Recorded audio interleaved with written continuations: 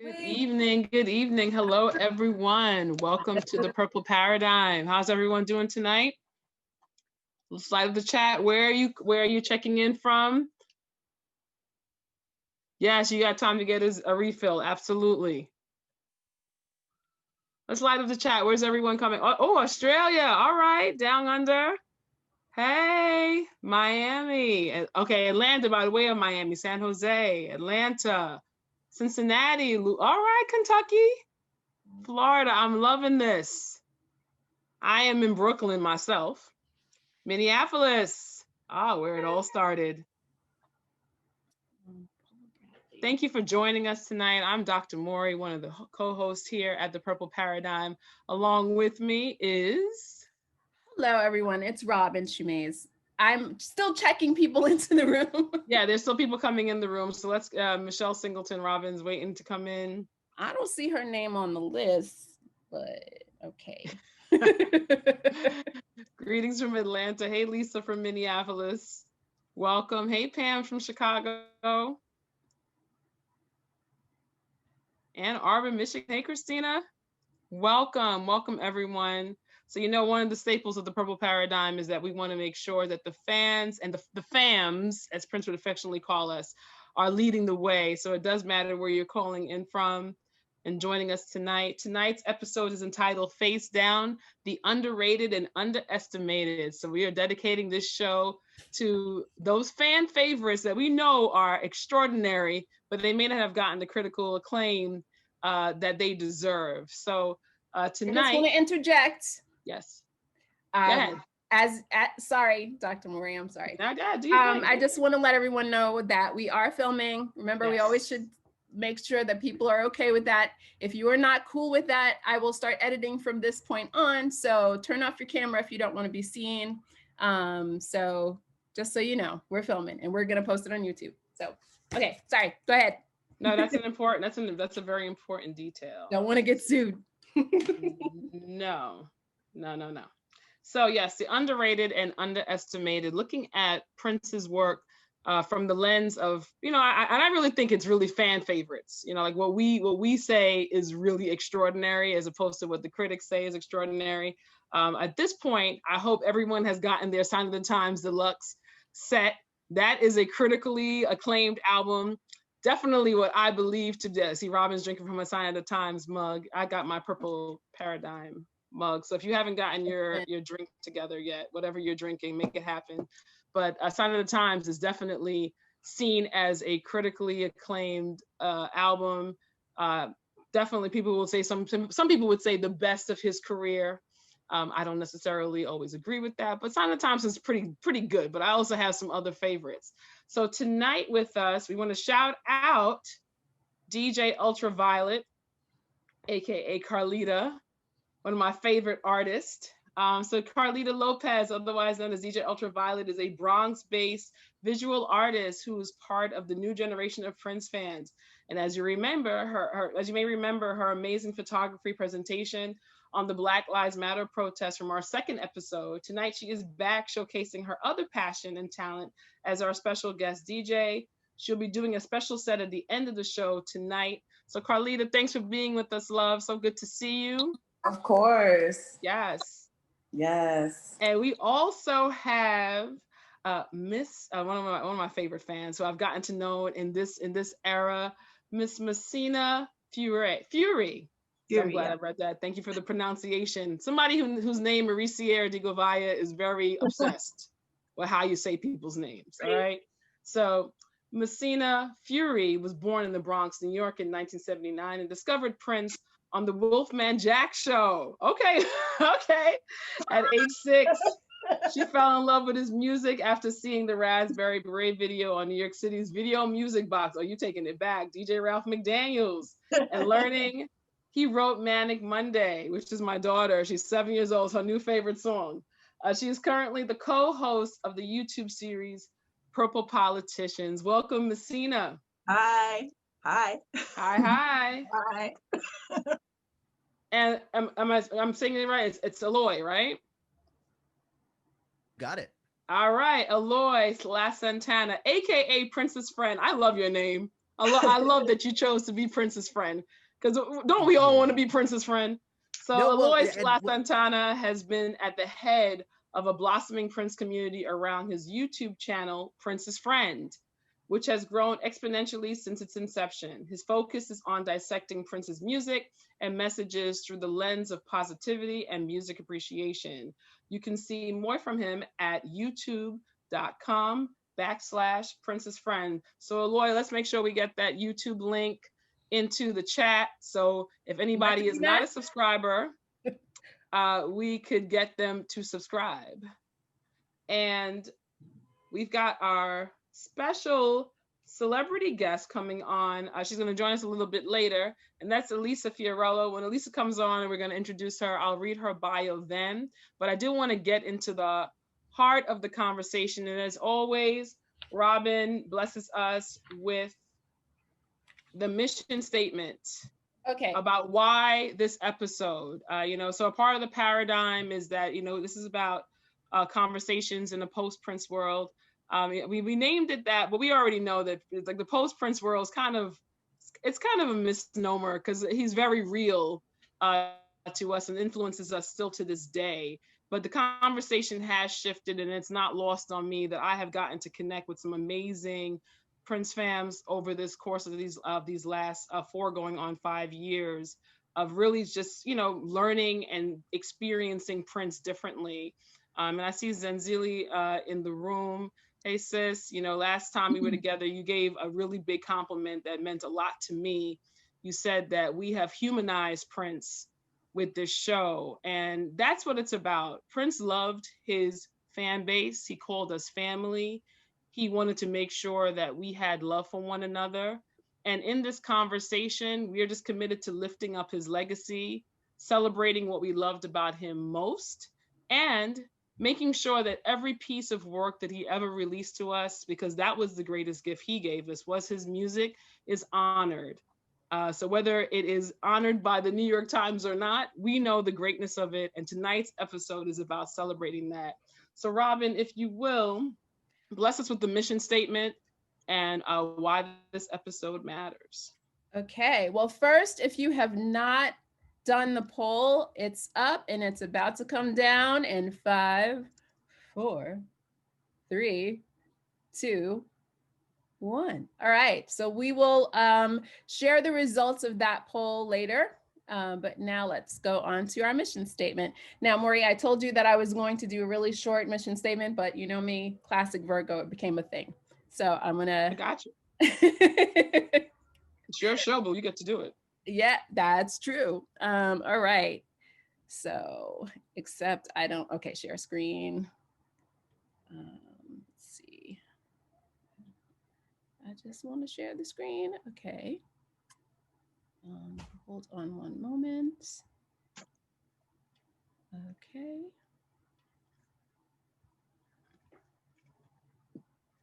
All righty. Do you guys see my screen? Do you see the? Okay. All right. Hello, and welcome to the Purple Paradigm. I'm Robin Shumays, and I'm here to bring you the mission statement for episode 5, entitled Face Down, the Underrated and the Underestimated. So let's get started. Why does this matter? As most of us know, Prince released 39 studio recorded albums in his lifetime. Beyond that, as most of us also know, there are hundreds of unreleased tracks in the vault waiting to be heard. Even though Maury and I chose our top 3 underrated albums as Come, 2010, and Artificial Age, we could probably create a top 10 or 15. In general, it feels like the world outside the Prince fam community can only name like 2 or 3 albums, or maybe 5 or 6 songs. So much of Prince's brilliant work has gone under the radar, or, if you will, underrated and underestimated. And I know I personally feel a strong pull to educate those who don't recognize the riches within the catalog. Look, I was the girl who consistently went to Sam Goody and Kings Plaza Mall in Brooklyn just to argue with one of the doubting Thomas clerks there about Prince's musical genius. Yes, I was so passionate about his work that I would gladly talk the ears off of anyone who would listen. And I lightened up in my older years. Well, not really. So why did we choose these 3 as our top 3? The sheer number of favorite tracks on each of these albums was a deciding factor. Let's start with Come. I remember not being super excited about this release. I don't know what I was expecting, but my expectations were low. I think perhaps because of the feud with Warner Brothers, my being young and not having a clear picture of where he was going, not to mention the cover art just creeped me out. But then I listened to it and I was blown away. Now, I could write an essay on the title track alone, but that's not the point. The point is that, in my opinion, this album is brilliant. Each track is so deeply complex, and there is at times a darkness that haunts, but yet has the nerve to be so damn sexy at the same time. Prince dropped a gem on the world, but the world was too busy misunderstanding and laughing at his name change to recognize and appreciate it. Next is 2010. Now, in full disclosure, I didn't hear 2010 until after Prince passed. During the year 2010 itself, I was busy preparing to have a baby girl and to move into a new house. So let's just say I was kind of preoccupied that year. However, the last few weeks of April 2016 and the subsequent months that followed were spent with me acquiring and listening to everything I had missed out on. So that's when I first heard it. That said, the 2010 album immediately stood out and became a solid favorite. In fact, I would add that Future Soul Song, Act of God, and Lay Down are among my all-time favorite Prince songs ever. Ever. There was a maturity and sophistication in the funk of those songs and the brilliance of the blended vocals of the true singers like Liv, Shelby, and our beautiful special guest Elisa. And it's the cherry on the top of the soul cake. But yet, this album is best known by the fans and not the general public. Perhaps Prince didn't make this album for the commoners, but it saddens me that such great music is underappreciated. And what can I say about Artificial Age?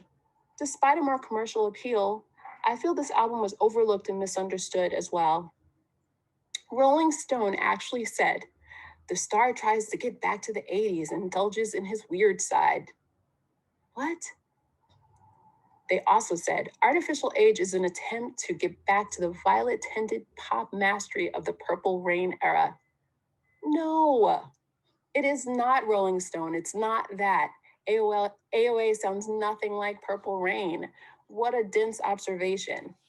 I mean, of course, we can't expect these reviewers to get it right, but there is absolutely no reason why jams like Clouds, Breakfast Can Wait, and Time shouldn't have turned into monster R&B hits. And in my humble opinion, Breakdown is as fine a love song as any ballad Prince ever wrote. So, why is this all so important? Because Prince was a vessel from which beautiful music consistently flowed. I feel it is our duty in the fam community to champion this music and help bring it to the masses. And sure, not everyone's going to get it, but some will if given the opportunity. And I feel that for various reasons, Prince was written off when he was still doing incredible work. So I feel we owe it to him to make sure as many people as possible get to experience this beauty. And I will be talking the ears off of anyone who will listen until I have to be spoon-fed my grits and gravy. Thank you. And there you have it. All right, I'm going to stop sharing.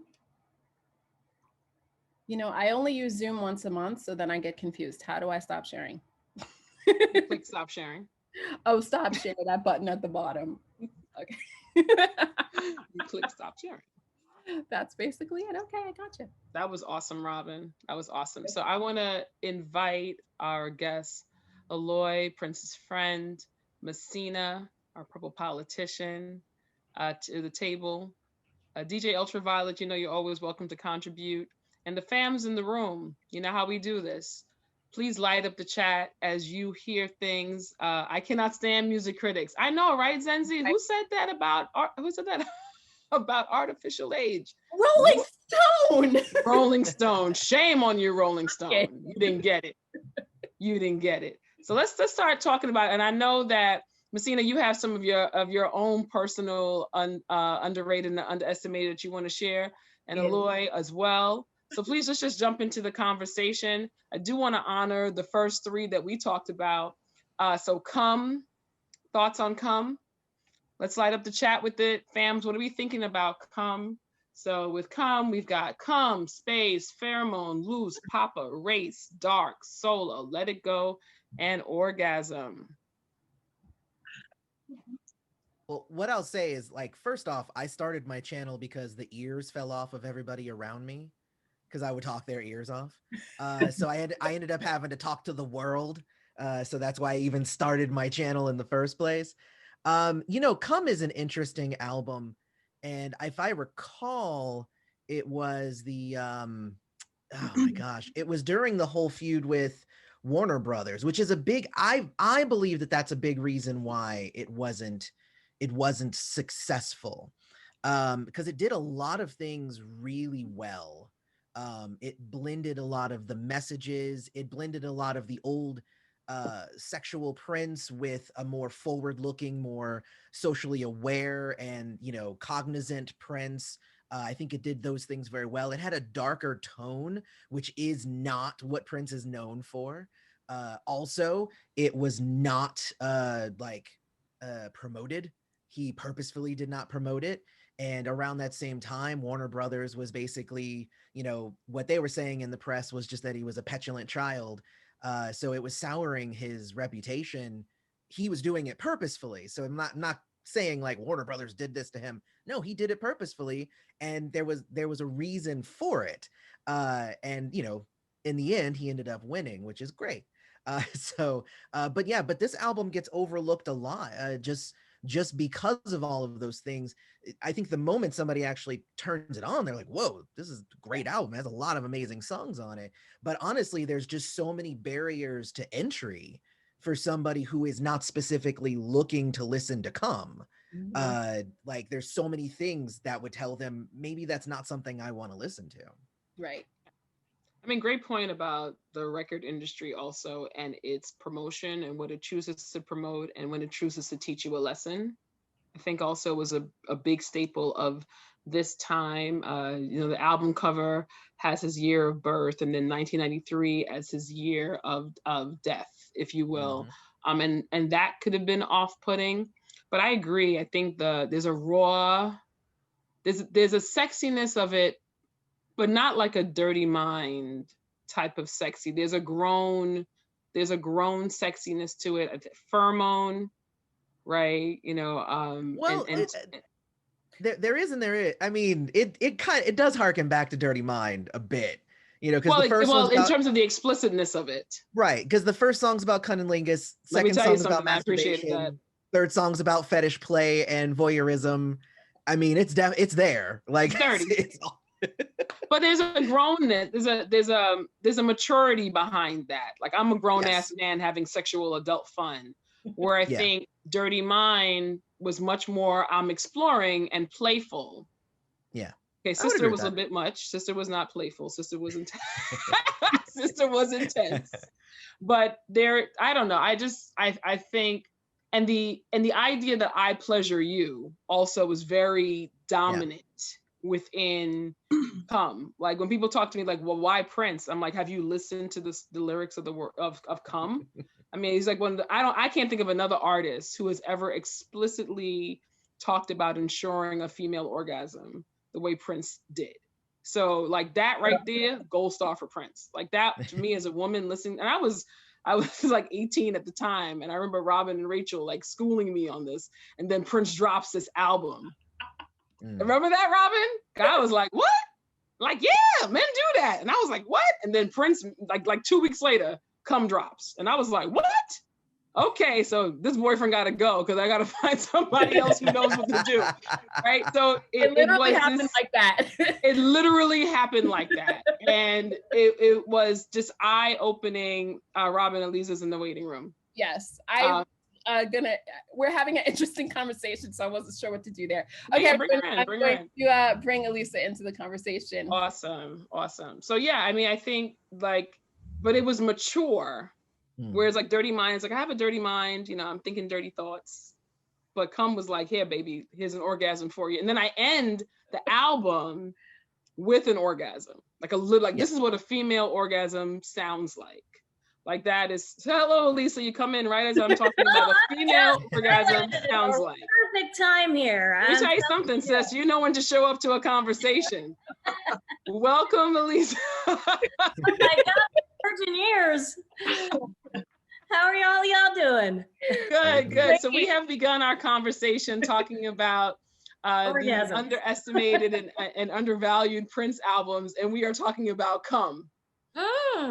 Yes, so please feel free to join in the conversation. We do want to formally introduce you. So let's take a moment, family, and just stop for a second. So Elisa Fiorillo, thank you so much. We're so excited to have you. I'm happy to be here on the Purple Paradigm. I'm Dr. Maury. I know you've been talking to Robin. There's Robin. Hey, hi. Robin. Hi, I just love you. I tell you. I love you too. Dog in the crates, girl. Oh, there I am. Oh my God. There you are. Oh, so Elisa is our special guest tonight. We're going to continue with the conversation, but I do want to stop for one moment and just read your bio and then join into the conversation. And then Elisa, we have a special segment just for you, of course. Okay. So Elisa Fiorillo first gained national attention in 1985 at 15 years old after winning the talent show on Star Search. In 1987, she was signed to Chrysalis Records and caught the eye of producer Jelly Bean Benitez. Who found who? Yeah, I know that. I love it. Yeah. Hey, love it. Their collaboration produced several great songs, including Who Found Who, which went top 20 around the world.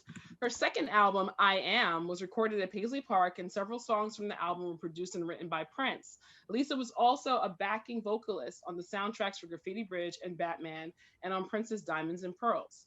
Throughout the 90s, Elisa worked as a backing singer on several projects, as well as releasing her own music. In 2009, Prince invited Elisa to join him as a backing vocalist on his performances on The Tonight Show with Jay Leno, and shortly after that, she became a member of the MPG. In 2010, she embarked on a world tour with Prince, playing in sold-out shows across Europe. She continued to work with Prince until 2016. So welcome, Elisa, to the Purple Paradigm, and you're welcome to join into the conversation. Yes, let's give it up. Let's light up the chat for Elisa. Welcome her in, please do. Hey, good to be here. Yes. Oh, there's my dog. Sorry. Hey, dog. Kiki. All right. So we were talking about Come. So yes, my point was, begins with the promise of an orgasm, ends with an actual orgasm. But Eloy, Masina, join in. What are you guys thinking? So I discovered Come, well, I knew when Come came out, but again, it wasn't like critically acclaimed. And at the same time, I was young and I wasn't able to really access his music as much as I wanted to. And my mother, I think I may have had it for like a week, but my mother found it and tossed it. So I wasn't able to. I'm serious.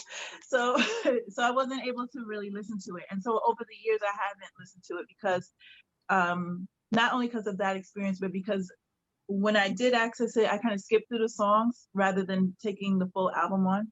But one day I'd heard Loose. And I was like, why did I not, listen to this? And once I listened to that, I started to listen to the whole album, from front to end. And a lot of my experiences come with that. I feel like even with the critically acclaimed albums, they don't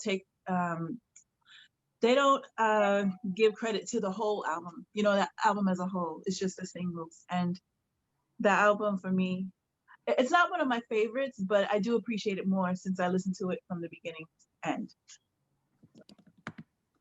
Commentary. Robin, anything on Come?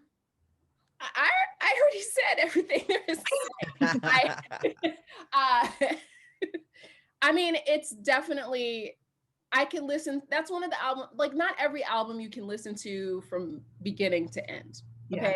This is one that from the first time I heard it, when I was 23 years old, 100 years ago, I would always listen to it from beginning to end. There's not like a song that I'm just like, oh, let me skip this, or oh, let me like just turn it off now. It's like the whole thing is just so amazing, and it's so rich, and has so many layers. Like it's dark, but it's sexy. Like I said in my piece, like it's just, there's so much going on. And it's like, it's another one where he showed a certain level of maturity that he hadn't showed before. And I think it was also partially because of everything he was starting to go through with his fight with Warner Brothers. So yeah, and one song I do want to highlight is Solo. Yeah. Solo is an aria. I've always felt that way about it. Prince never like he did, like, there was an opera that he had done or attempted to do. But Solo, it's so beautiful, and it's lonely, but it's also so powerful because it's very naked. It's a very naked track. Not too much music, but his voice is what provides the melodies, and it's just beautiful. And I think it just shows the range of who he was as an artist. So while we can make the cum jokes and the orgasm jokes, there's also the part of him that understood melody and understood harmonies in a way that his voice could be the instrument. And I do want to highlight Solo as one of those underrated tracks that people don't always speak to, but I think it really shines around what his musicality was about. And I think that if people had listened to, like, again, the whole album and they heard Papa, they would feel his, the humanity in Prince rather than Rockstar, because that's a real deep song. And that's really, I've heard people say that really touched them because it's just, they relate to that song. Mm-hmm. Thank you. Oh, Tania, you talked about Solo as your favorite. Yes, it's really, truly powerful. Elisa, any commentary on Come? Well, on that album, the only song we ever did live when I performed with him was Dark. What was that like? It was funny because there was a part where he would sing and we'd have to come in, and it was like kind of on a weird beat. And I remember Liv would always look at me like, "Is it now? Is it now?" And I'd be like, "I think it is. I think it is." And it was so dark, so dark, so dark. And then we'd do this harmony, and we were always panicking because he would say it, and then we'd be like, "Oh my God, what's the count?" He'd always come up with these strange counts, and that was the one song. But when we did that one, boy, that was powerful. That song, it was deep. So yeah. Awesome. Yeah, that Come is definitely, I think, Prince bearing his soul to us in many ways, and the beginning of the Warner battle. So he was still, it's in some ways, it's like this, see me as the artist I am, before it got really down the rabbit hole. It did. I mean, I think that was it. Like, that was him letting you know, like, this is who I am before I go, right? Or before I switch. So 2010 was the next one. So we've got Compassion, Beginning Endlessly, Future Soul Song, Sticky Like Glue, Act of God, Laveau, Walk in the Sand, Sea of Everything, Everybody Loves Me, and Lay Down. Let me ask Elisa, what is, from that album, what is your favorite song? I just need to know. Okay. I would say I love Sticky Like Glue.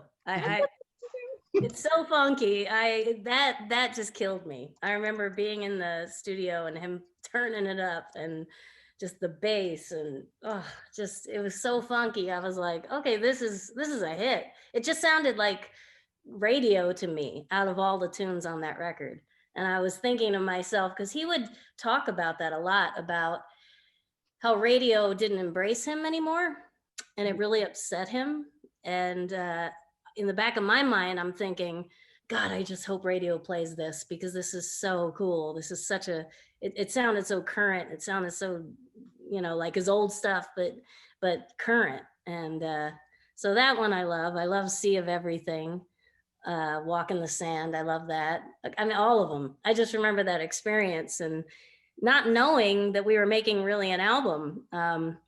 But we would sit there and record. He'd actually give us parts. We'd sit around on the guitar and he'd play the guitar and give us parts. And we would sing, and he'd put us in the studio, and he was teaching us how to record ourselves. He kept saying, you guys need to learn to record yourselves. So he showed us what to do at the console, and he said, I'll be back. You do your thing and I'll be back. Let's see what you can do. And we did. We sat there and recorded ourselves, and he'd come back and, you know, fix whatever we didn't do right. And I remember when all was done and he'd do the mixes, we would all pile in his little SUV, his Mercedes, and we'd drive to that park, not the park, but the Arboretum. And we just drive and look at the leaves and listen to the songs and just jam out in the car. That was like his way of seeing if the mix was right. And I have such fond memories of that album and how it just came together. And then we ended up in Germany, which that's that poster in back of me. That was from there. And I'm so glad I took that poster with me and I had it framed. I really didn't even know we were doing an album when we were doing it. He was always doing so many things at once. And just to know that I got to be a part of that. And then also the artificial age, not the artificial age, but the other one. What was the last one? Hit and Run Part 2. Hit and Run, yes. So to be a part of that and be on his last real recording was such a treasure I'll always, you know, be proud of. So, yeah, great album. Yeah, thank you for sharing that.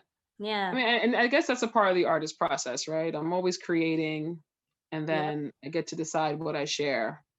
Right. Because you're not even aware of it, but it's what he does, right? So I create, and then, okay, this makes it, this will be on the album. Yeah. We made an album? Yeah, we did. Yeah, he kept saying, you know, the album has to be a story. It's got to be, it can't be just singles. It's got to have like a beginning and an end, and that's Beginning Endlessly. Like we even did one of the songs. Which one was it? Name the titles you mentioned, and I'll tell you which one it is. So Compassion, Beginning Endlessly, Future Soul Song, Future Soul God, Song. Future Soul Song. When we did that, it was actually on the end of something else, and then it became its own song. So we thought we were recording a different song, and then he took that and made an entire song about it. So it's incredible after we did all the recordings, what came out of it. Like, I was like, oh, that's what he was doing with that one. You know, he's such a genius. I mean, from the harmonies to just the parts that would come out of his head. I learned so much as a singer. And I know that like, I was not new to singing backgrounds. It's definitely an art, from being a solo artist to being a background singer. I did it with Savage Garden and had that experience, and Shelby had been with D'Angelo, but Liv had never sung backgrounds. So when she came on board, it was like she was kind of the newbie, you know, and I had the easy parts because soprano is always the obvious high note. And Liv was always having to search and do the middle notes, even though she could easily do soprano. He liked me on top because I kind of cut through with the sound of my voice. And Shelby always had the bottom. And, you know, I remember him saying, you guys need to learn an instrument. And he's like, Elisa's fine, she plays piano, but you two, you need to learn an instrument. And I'd be like, I'm sorry, girls. I'm not that good at piano, but, you know, I do know kind of how to read. So that's what he was kind of getting at. Like, you need to learn to read, because when you read music, you can see the note and where it lands in the chord. So the high note's always here, the low note's here, and that middle note, you know, if it's an intricate little change that he always came up with, he always found that little note in between that nobody used, was slightly a little different. And it was hard to hear unless you could read and kind of see that. And I'd always hear it and I'd be like, damn, I'll do the middle. And he's like, no, you're on top. I'm like, because it's the fun part. It's actually the funnest part is the middle part. I was jealous. I was like, Liv, you get all the good stuff. And she'd be like, it's hard, take it. But then I'd always have to wear the high heels because they were taller than me. And he got mad one time when they had no shoes on and I had my shoes off because I thought, well, everybody else is barefoot, so can I. And he said afterwards, he goes, you need to wear heels. I'm like, why? Why me? My bunions, man, come on. So yeah, that didn't go over well. He's like looking at his own shoes like, and you're telling me, because he had bunions too. Strapped to gears, high heels shoes, he did. He had some feet, let me tell you. kill me for saying that. But he had the same size shoe as me because we went shopping for sneakers for him once, and I bought him Skechers, and his foot, I tried it on and I said, this will fit him. And sure enough, it fit him like a glove. But that is hilarious. I could let you keep on going and forget about 2010 for a minute. That was awesome. That thank you for that. That nugget was free. You heard on the Paradigm. Lisa bought Prince Skechers, and they had the same shoe size, and he had bunions. Don't forget that. Don't forget where you learned that. But I do have a question about 2010 for the panel. Like, I was traveling when 2010 came out, and I remember I think I was listening to it and kind of like checked out for a second, and I remember. Thank you. My daughter's so sweet. She's like the little bartender. She brought me ice and a soda. She's so sweet. Thank you, Naira. And I remember like you know, listening, like, okay, like hearing it for the first time and thinking, you know, this is great. And then Lay Down comes on. Oof. But it was like this long pause in between. So how long did it take you to realize there was this other track? And like Lay Down blew me away. Like I love the album, and then I heard Lay Down, and like Lay Down is in like rotation all the time. Well, I mean, for me, like by the time 2010 came around, I was buying all of my music mostly digitally. So it didn't take me very long to know that that song was at the end. Because when you buy it digitally, it just skips all the silence and it just goes right to the song. So I was happy about that. Yeah, and I think I heard it by itself and discovered the album that way. Yeah, I did too. Because I just was downloading everything. I didn't have a CD player like in 2016 when I heard it finally. I didn't have a CD player. I was just downloading stuff. So I heard it separately, and then like now when I listen to the whole album streaming, it's kind of odd because in a way that one doesn't exactly fit, but then it fits. Yeah. Does that make sense? Like I don't know. What does everybody else think about that?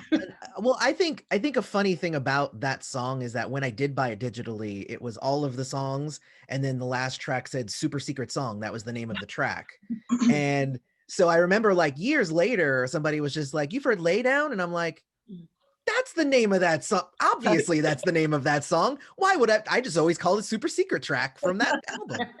So because that was the name of the track. But I mean, I think it fits. I think it fits pretty well with the rest of it. It's I mean, because the album itself, you know, there's a lot of like more beautiful melodies and whatnot, but like, you know, Prince isn't gonna leave without just, you know, burning down the house. Right. So, you know, like the album was, you know, and I have to admit, actually, what if the first time I listened to it, I was just like, that's a pretty good album. Good job, Prince. And then I put it away for like years. And then I came back and rediscovered it later on. And now I love that album. I can listen to it over and over and over again. But when it first came out, I don't think that 2010 me was into 2010. I don't know why. It took me a while before I got into it. But, you know, I'm definitely happy that, you know, I have that album, you know, because it has a lot of really good songs on it. And my favorite, I know a lot of people point to Lay Down, but for me, Act of God is probably the best one. I love that so much. Act of God is dope. It's like, okay, I'm now I'm having a geek moment. I love that song so much. Mm-hmm. It is the funkiest, just like when I put that song on, especially if my husband and child are gone, I just like dance around the house like a crazy person. It's just like, they don't really get it. So like when I have some free time, that is one of my go-tos that I'm just like, ah! It's so amazing and funky and fun and like it has do that again, Robin. What do you do? There you go. She does Kermit arms. There you go, Kermit arms. I get it. Oh, look what you wanna set an active Yeah, right there. Loved it. Love that. We And did that live, many times. live. Yes. Badass track. Ugh. Yeah, actually, I got to hear the Funk Soldiers did, you know, a really amazing set at the last celebration that obviously went this year, but last Yes. year, and they did Act of Yeah, God. they did. I and remember Shelby singing it. oh my Yep. God, I was like all over. I was Yes. dancing and grinding on everybody. And it was crazy. Was that you? Where? I don't remember. That was That was me. you. If you felt that, that was Let me. me tell you something. I was worrying about who was that guy in the front grinding on everybody.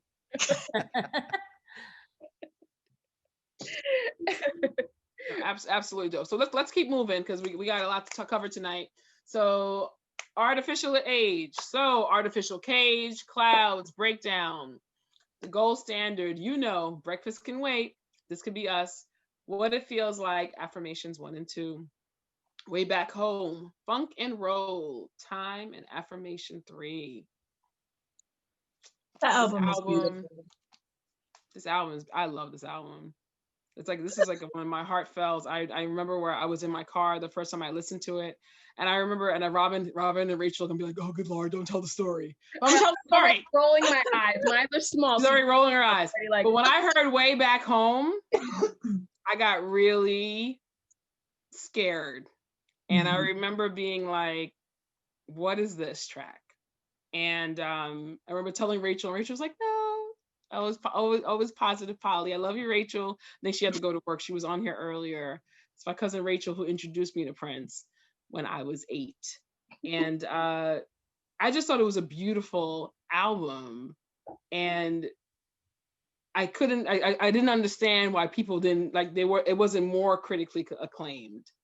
It just had so much passion, so much heart, and so much spirit. It was like Prince said, like we did an episode dedicated to the intersection of Prince and sexuality and spirituality. There was such a powerful love within this album. And I just remember hearing Way Back Home and just thinking, oh man, not yet. Don't go just yet. Because I felt the sentiment around, like the sentiment I got was, I'm complete.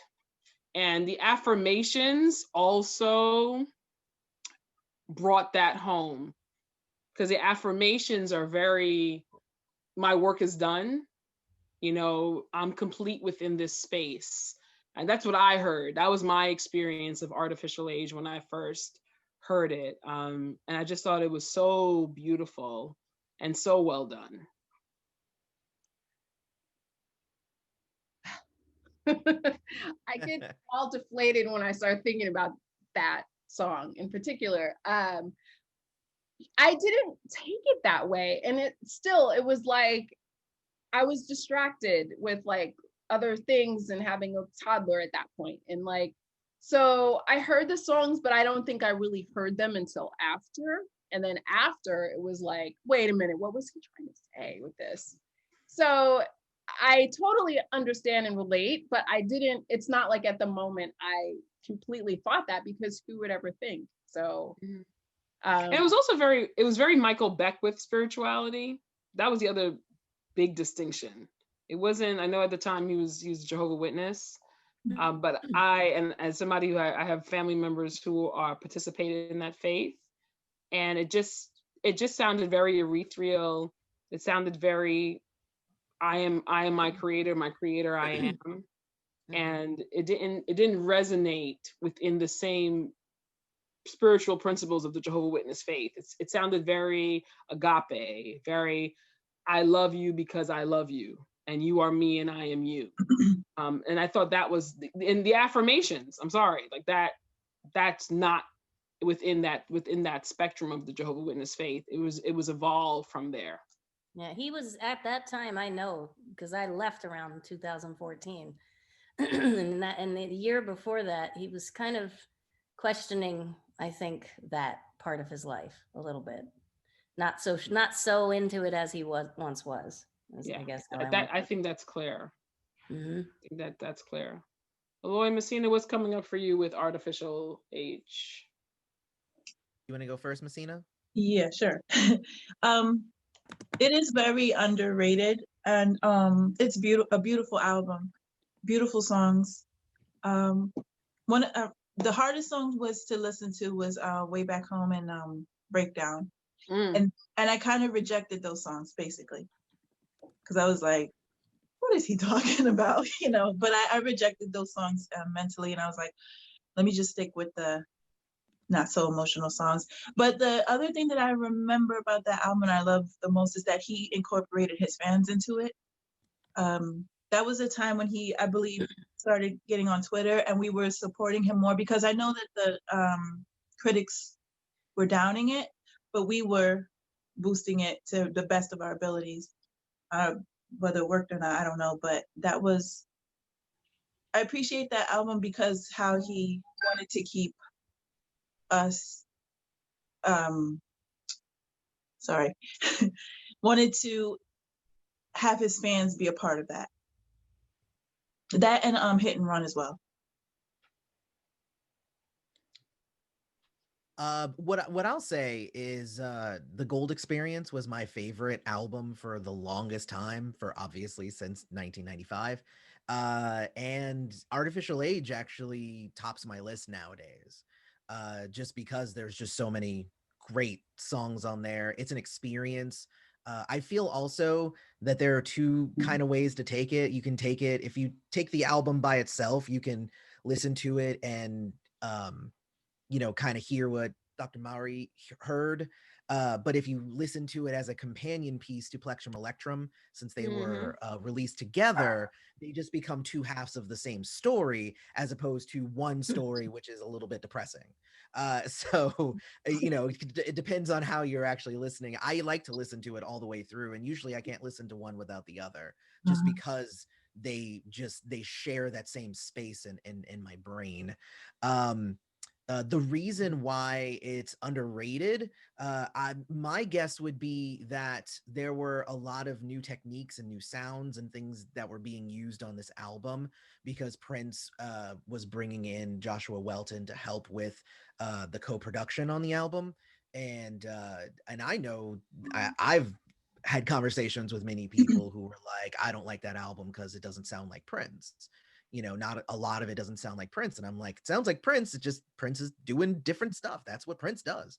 It's like, you just want to come and just hear the same album over and over again? No, he's going to try different stuff every album. Like, come on. So, I mean, that's my take on it. I love all of the songs. Is probably my favorite on the album, as good as all the rest of the songs are. I just really, really love It has a unique beat, and the lyrics are amazing, and it just has that huge effect on me when I hear it. But just that entire album overall, like I said, it's probably my very favorite Prince album ever. I want to say something else. I just I remember that he seemed to be focused on the importance of the sound in music, the I forgot the word, but that he seemed to be focused on letting people know that music is important. The sound of music, the digital stuff that was going on or is going on, is not music, basically. And I appreciated that part, that he was trying to teach people a lesson in that album. Well, and I think that was too. When I interviewed Joshua Welton, he even said, like, when he was talking to Prince, and Prince said, you hear music the same way that I do. And I believe that was why he got a co-production, because Prince didn't let people produce him, but all of a sudden this guy who kind of hears music the same way that he does got that opportunity. So I just think that was just amazing. But I also have larger ideas about just most of that, like a lot of Plectrum Electrum, because he was with Third Eye Girl around the same time. And I feel like it was also kind of the same thing that you guys were saying. Like, it honestly felt like he was passing his knowledge on to the next generation. Like, you have Donna, who's an amazing guitarist. Like, I listen to Plectrum Electrum and I can't tell where Donna began and Prince ended. I couldn't tell. They were both amazing every time the guitar was being played. Drums, bass with Ida, production with Joshua, it's just like he was basically like, all right, each of you is going to carry on my legacy on a different instrument. Go, so I thought it was awesome. Yeah, so Eloy, are you putting Plectrum Electrum in one of the underrated categories for you? I feel like they are one album together in my mind, so I can't. It's a beautiful thought. I'm definitely explore it like that. Yeah. So I would say yes, because I feel like by 2014 Prince was just underrated in general. Yeah. So Yes. And like sometimes, and then when he passes on, everybody's like Prince, and then we're all like, we know. No. yeah, even pretty before much. that, like a couple years You know, before I was that, so like, if I had so many people reach out to me, and I was just like, you know what? I've been telling you since I was 9. Okay. yeah, I wanna hear it. But Marie, we had this conversation like a couple of years before, like it seemed like all of a sudden everyone's a Prince fan. It's just like we've been talking about him since we were babies. Like now everyone is just, but no, it's all good, it's all love. We welcome all the new people coming in. But I did feel some kind of way. It was a thing. It was a thing. But now that he's no longer here, I want everyone on earth to be a Prince fan. That is my mission. But I think 100. Elisa was gonna say something about. So when when Josh and Hannah came around, it was interesting because back when I first started working with him, I was 19, actually I was maybe 20. And that's kind of how old they were. They were probably about the same age. And it was interesting to watch because when I came around when I was 20, I didn't know anything about Prince except the obvious stuff like Kiss and Little Red Corvette and Purple Rain. So the way I treated him was very normal. Like I did not see him as this untouchable superstar guy. And he loved it. Like it was so intriguing to him to not be treated differently. And that is exactly the way Josh and Hannah were. And so he just wanted to like father them in a way. And he kept talking to Donna and Ida and I and the girls, Shelby and Liv, saying, you know, I want to be your teacher and I want you guys to go out and teach, you know, like you need to teach this what music is and how sound is heard. And, you know, basically he kept going back to, you know, things are too digital sounding nowadays. And he really wanted the analog back. And I think it was so inspiring to him. He did want to give Josh that opportunity to grow as a producer and say, you know what, let's put it on him now. Let's see where he goes and runs with it, you know? So, you know, that's my interpretation is when they came in, it brought a lot of youthfulness to Prince too. It made him feel like he was in that generation again. And he would always call us upstairs and show us all these YouTube clips of all these different singers. What's that one girl that he loved? And we sang her song live. It's called 51. My brain menopause. It's happening. I'm right there, right behind you. Oh my God. I have a fan right next to me. I'm you and to you to be and I wanted to be. Who is that? And she sang Age, Liana La Havas. Oh yeah, Liana. Yeah. So he actually played Age to me, and he's like, Lisa, check this out. And he knew that I love jazz, and so when I heard that, I was like, oh my God, that's amazing. You know, like so he would go online and try to find people, and even this one kid that I worked with on a project of mine. He was just a young guitar player. His dad was a doctor and had a little bit of money. And he's like, hey, you want to write with my son? And I was like, sure. If he's paying for the production and we're going to make a record, I'm happy to do my songs with your kid. And he was a talented young guy. And we did a whole record called the Dee Reese Project. And Prince heard it and said, who's this kid? And I'm like, he's just a young kid from, you know, Tennessee, you know, like, why? He's like, I want to meet him. Tell him I want to meet him. I'm like, okay. So the kid flew to Minnesota and he auditioned for Third Eye Girl. He didn't get it, but at least he gave that opportunity that kid probably will never forget. I mean, they were so thankful to me and I was like, geez, I didn't do anything. He liked your playing. So he was very into, it was like, it was giving him a new birth of being young again and like getting into that energy. He loved young energy around him, and he loved women. Well, not just in the other way, but he loved just being around us. It was like he just thrived off it, you know. It was a beautiful thing. And definitely showed it. I mean, I think his Mhm. highlighting of women within their musicianship is definitely a staple within Prince's growth. And our first episode was dedicated to the women.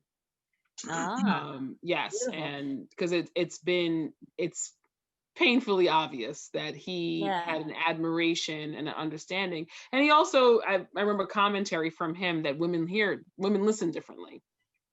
Yeah, right. they did. And not in like the obedient way, but like in terms of in the musicality type of way, of how they're able to hear and adapt and fall in to actually grow something. So I want to keep the conversation going. Eloy and Masina, I want to honor the fact that you may have had additional albums that you felt fall into the underestimated category. And Well, then we're going to get into our time bring any with additional ones. Yes. Am I muted? No, I didn't bring any additional ones. So I want to hear what Masina has to say. But what I do want to do is I want to backtrack, because when we were talking about 2010, actually, we didn't talk about how underrated it was. We just said, oh my God, that album's so awesome. And then we moved on. So I think that album ended up being underrated. I think it was because, if I recall, that's the one that was released in the newspaper in the UK. Oh, yeah. Yes. Like, that's it. Oh, right. Like, there was no big release. It wasn't like shipped to all the radio stations. So it like there was a long time before I think anybody really heard it. Like, just in general, like they just didn't even know the album existed, you know. Like I knew, because I was on top of it. I was like, new Prince album, I got it, it's there. But like mass majority of people, I don't even think knew that album was out or coming out. Yes. 100%. So I just wanted to add that, but yeah, now we can move on to Masina's stuff. I just wanted to make sure we addressed all of them. So thank you. So I tried to choose one so it wouldn't take up too much time, but my experience with like Prince's music, obviously a lot of people have, you kind of either you like it or you don't. And my experience with at least one of the albums, Love Sexy, was that I didn't like it when it came out.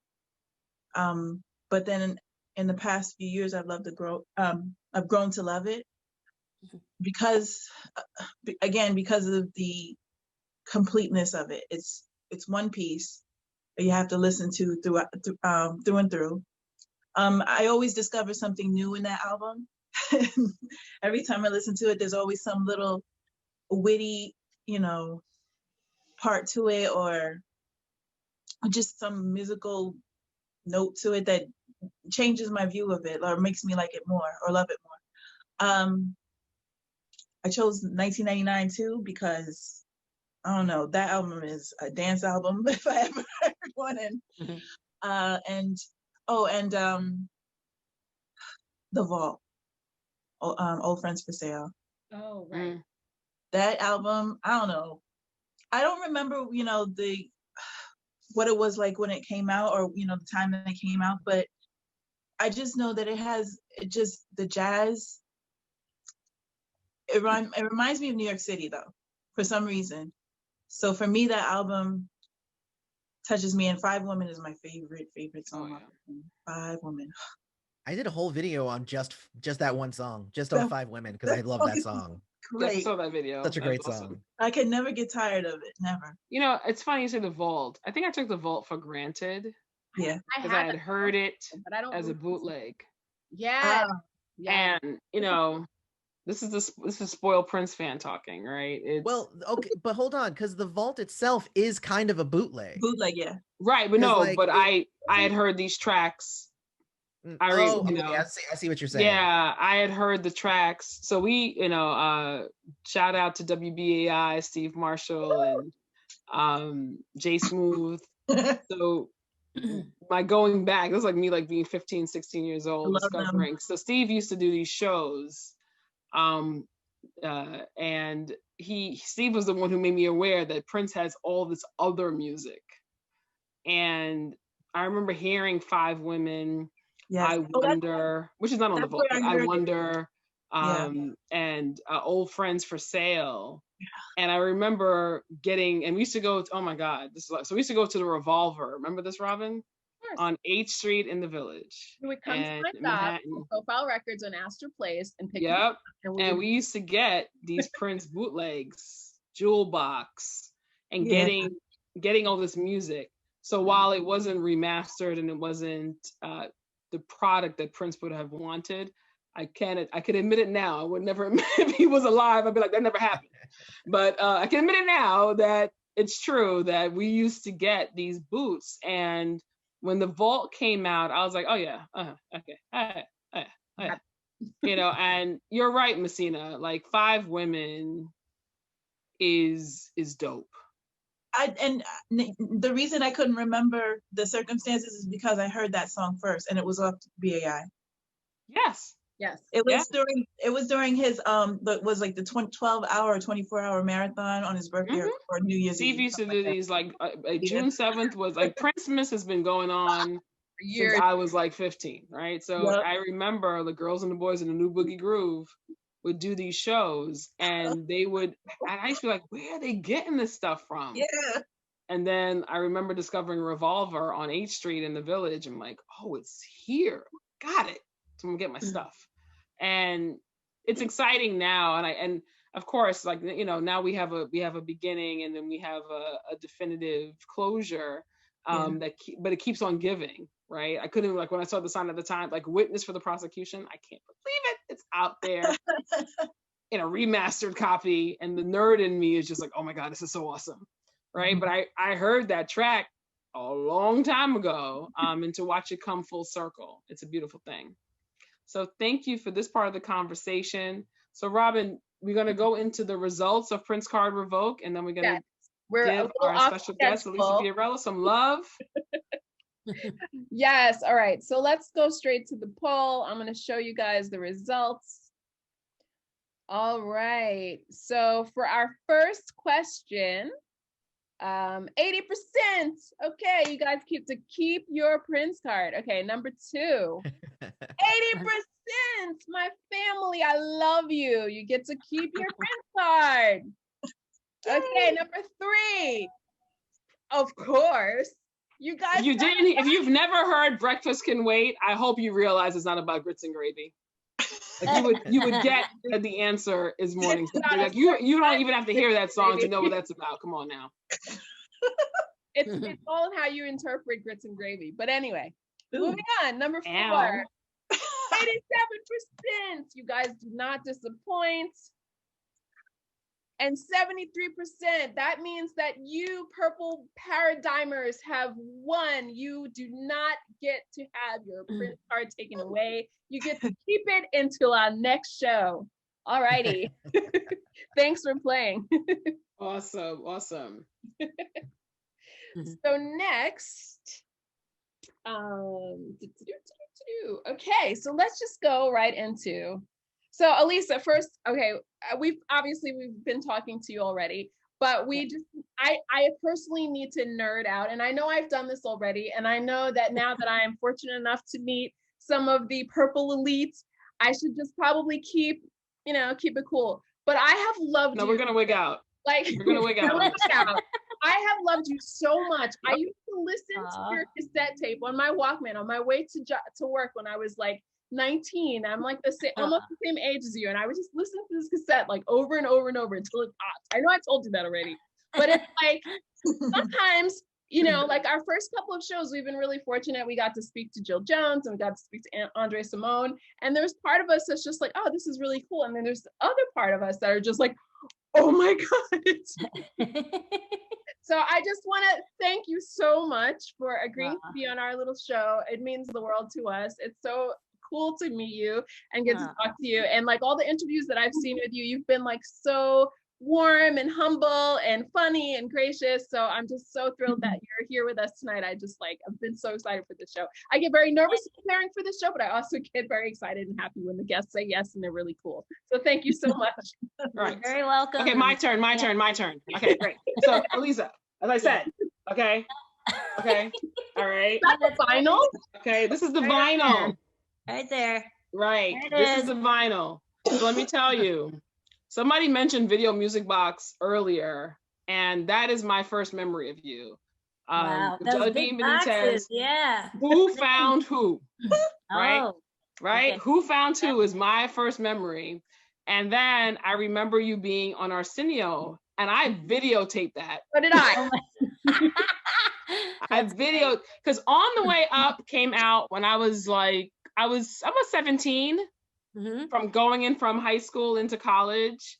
And I was like, this is my song. Like this is like, that's like theme music, On the Way Up, right? And I remember seeing you and I was like, oh, she's doing it, and it was exciting to watch. And then you dropped Ooh, This I Need. Ooh. That is a sexy track I know.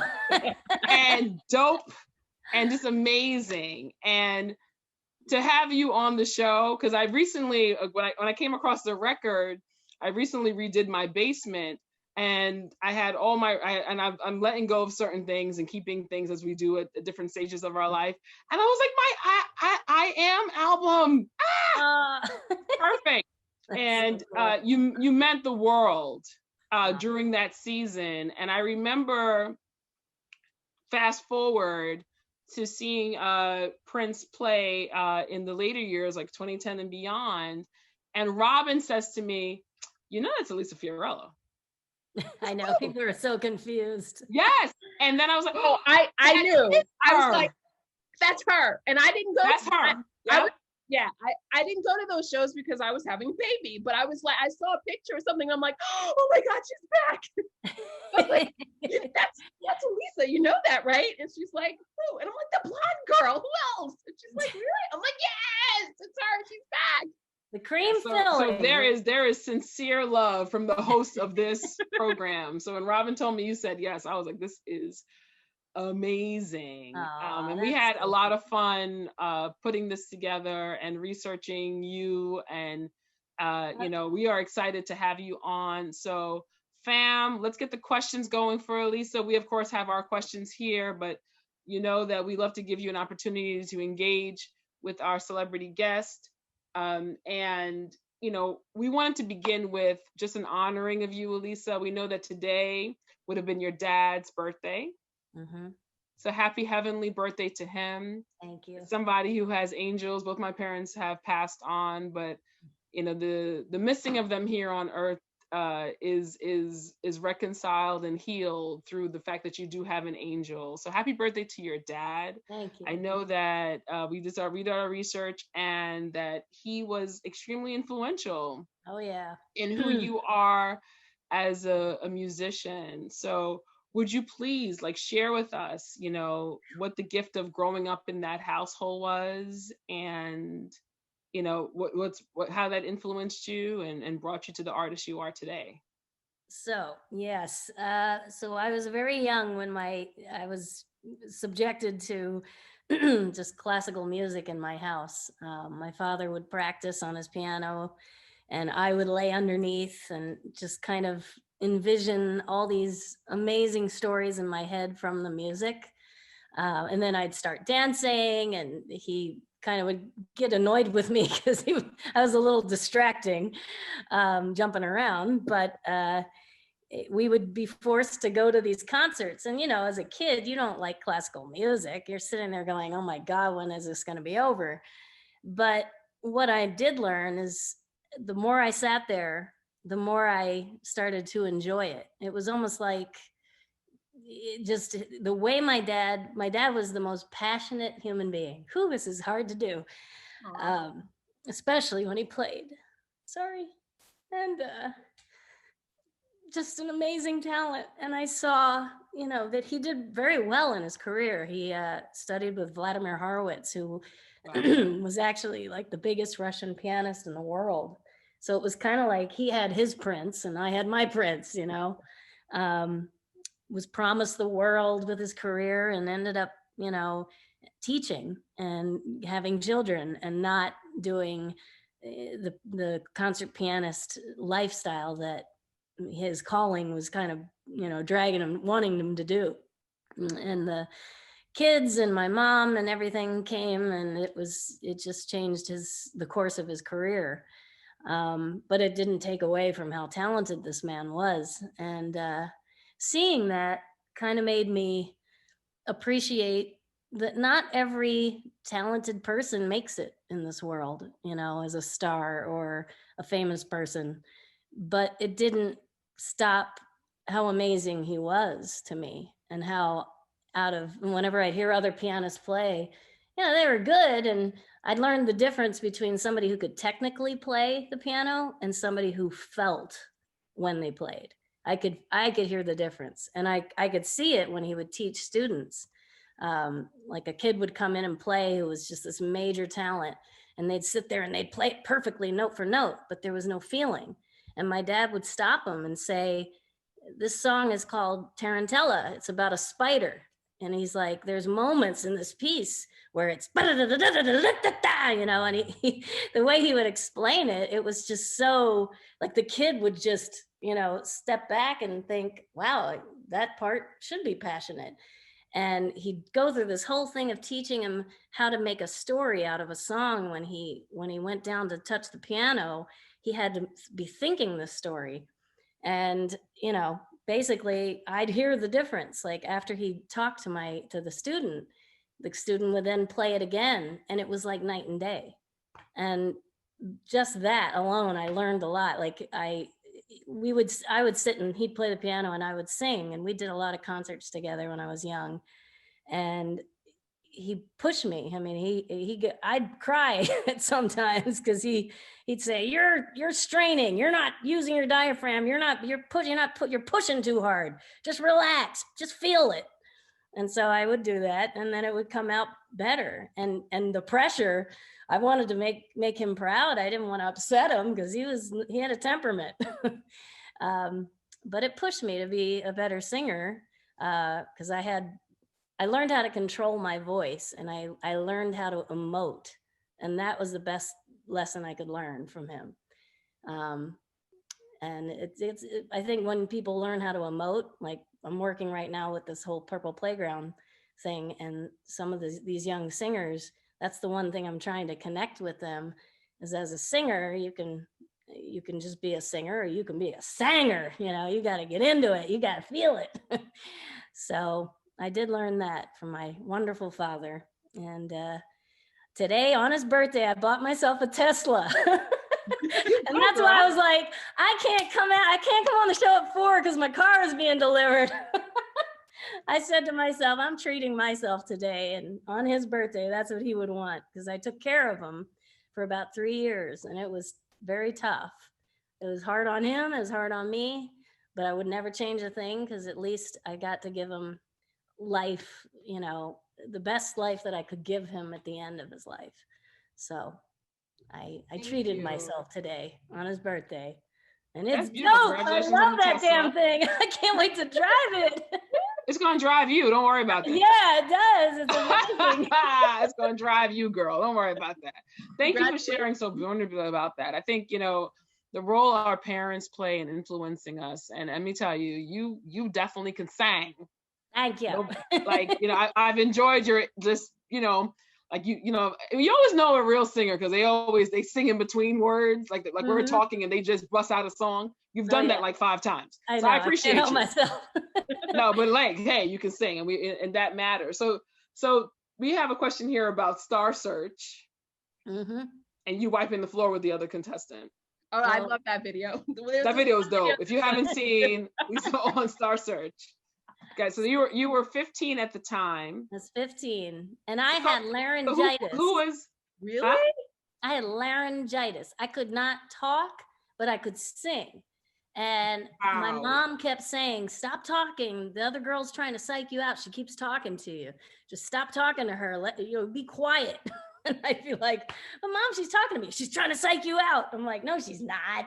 And then I ended up, thank God, I got some notes out, but I was very sick, and I still won, so that was pretty cool. Wow. So who was 15-year-old Elisa? What was the dream? What was the 15-year-old Elisa? Elisa was wanting to be a star. She wanted a record deal. and she wanted to do a record like Barbra Streisand. But when I won the competition, the producers of the show came to me with this record deal, and my mom and I did not know what to do. So she called an entertainment lawyer in New York that was the producer of the Broadway show that I had just done, and asked her to please help us look at this contract to see if it was, you know, shifty. And she basically said, yes, it's shifty. Let me take her Star Search tape and let me shop some deals. And so she went everywhere. And the only record company that wanted me was Chrysalis.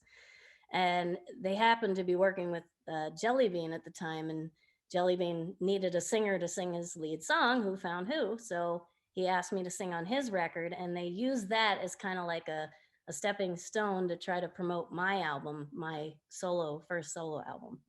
So yeah, but I went into the record company telling them I want to sing Streisand songs. I love standards. That's what I want to do. And they said, you can do that later. You just let's put her with Jelly Bean. Let's put her with Reggie Lucas, who did the Borderline Lucky Star album for Madonna. And sure enough, my record turned into Madonna, basically. With not really having the direction. And I was writing, but I was a brand new writer. So I wasn't confident with the songs I was writing to say, no, we have to do my songs. It didn't work that way. So I did a record. It was a nice record. And there was only one song on that first album that actually came out, which was Forgive Me for Dreaming. I had a hit with that. It was a beautiful song. And then Who Found Who obviously was a big hit. So then they agreed to do a second album. And then that's when I was sent to Minnesota to work with David Z. And I just went there and didn't have any clue that I'd be running into Prince. So what did you think when you first saw him? Like, did you what was your impression, your first impression? He walks in and you're just like, what did you think? Well, I was in the studio recording, and then I had gone to the restroom. I had been at Paisley Park for months with David, and we had maybe about 3 songs done, and I had gone to the restroom and I came back, and I had never seen Prince for months. I was like, oh, maybe he just owns the studio, maybe he never comes. But I guess he was on a tour, and I guess he had come home, and I came back from the bathroom and I walked into Studio A, and he said, is this you? Like, cause he was listening to the song, and I'm like, yeah. And he's like, can you go in and prove it? And I'm like, sure. So I went in and I started singing, and he stopped me and he's like, okay, meet me in Studio B. I have something I want you to sing on. And I was like, okay. I was like, that's Prince. Okay. He's about my size.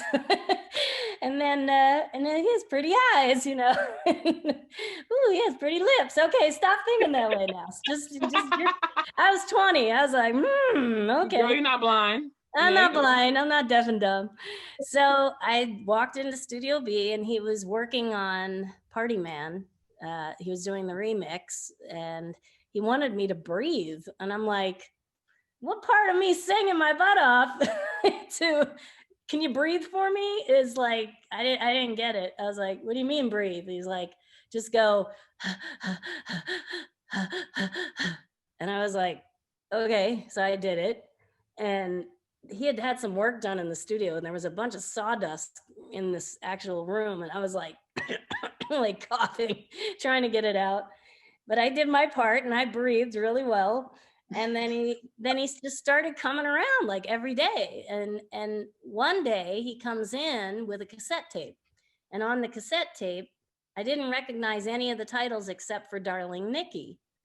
And he says to me, I was thinking maybe you could do one of these songs. And I said, oh, those are your songs? And he's like, so you do know who I am? And I'm like, yeah, am I supposed to treat you different or something? And he's like, no, it's okay. It's okay. And he just started liking me, you know, just like that I was so naive and innocent to this whole experience, you know, and he likes them that way. I noticed that when I joined the band. Oh boy, I was seeing myself all over the place. Going, okay, that was me when I was 20. All right. But he was just so sweet to me, and very respectful. I'd go home, and then suddenly I'd started getting phone calls from him, and he'd say, "Are you coming back to work with David?" And I'm like, "I think in a couple of months we're gonna probably try a couple more songs." He goes, "You want to come back now?" I'm like, "What am I gonna do?" And he's like, "Come watch a movie with me." I'm like, "Okay." He wasn't blind either. Yeah, exactly.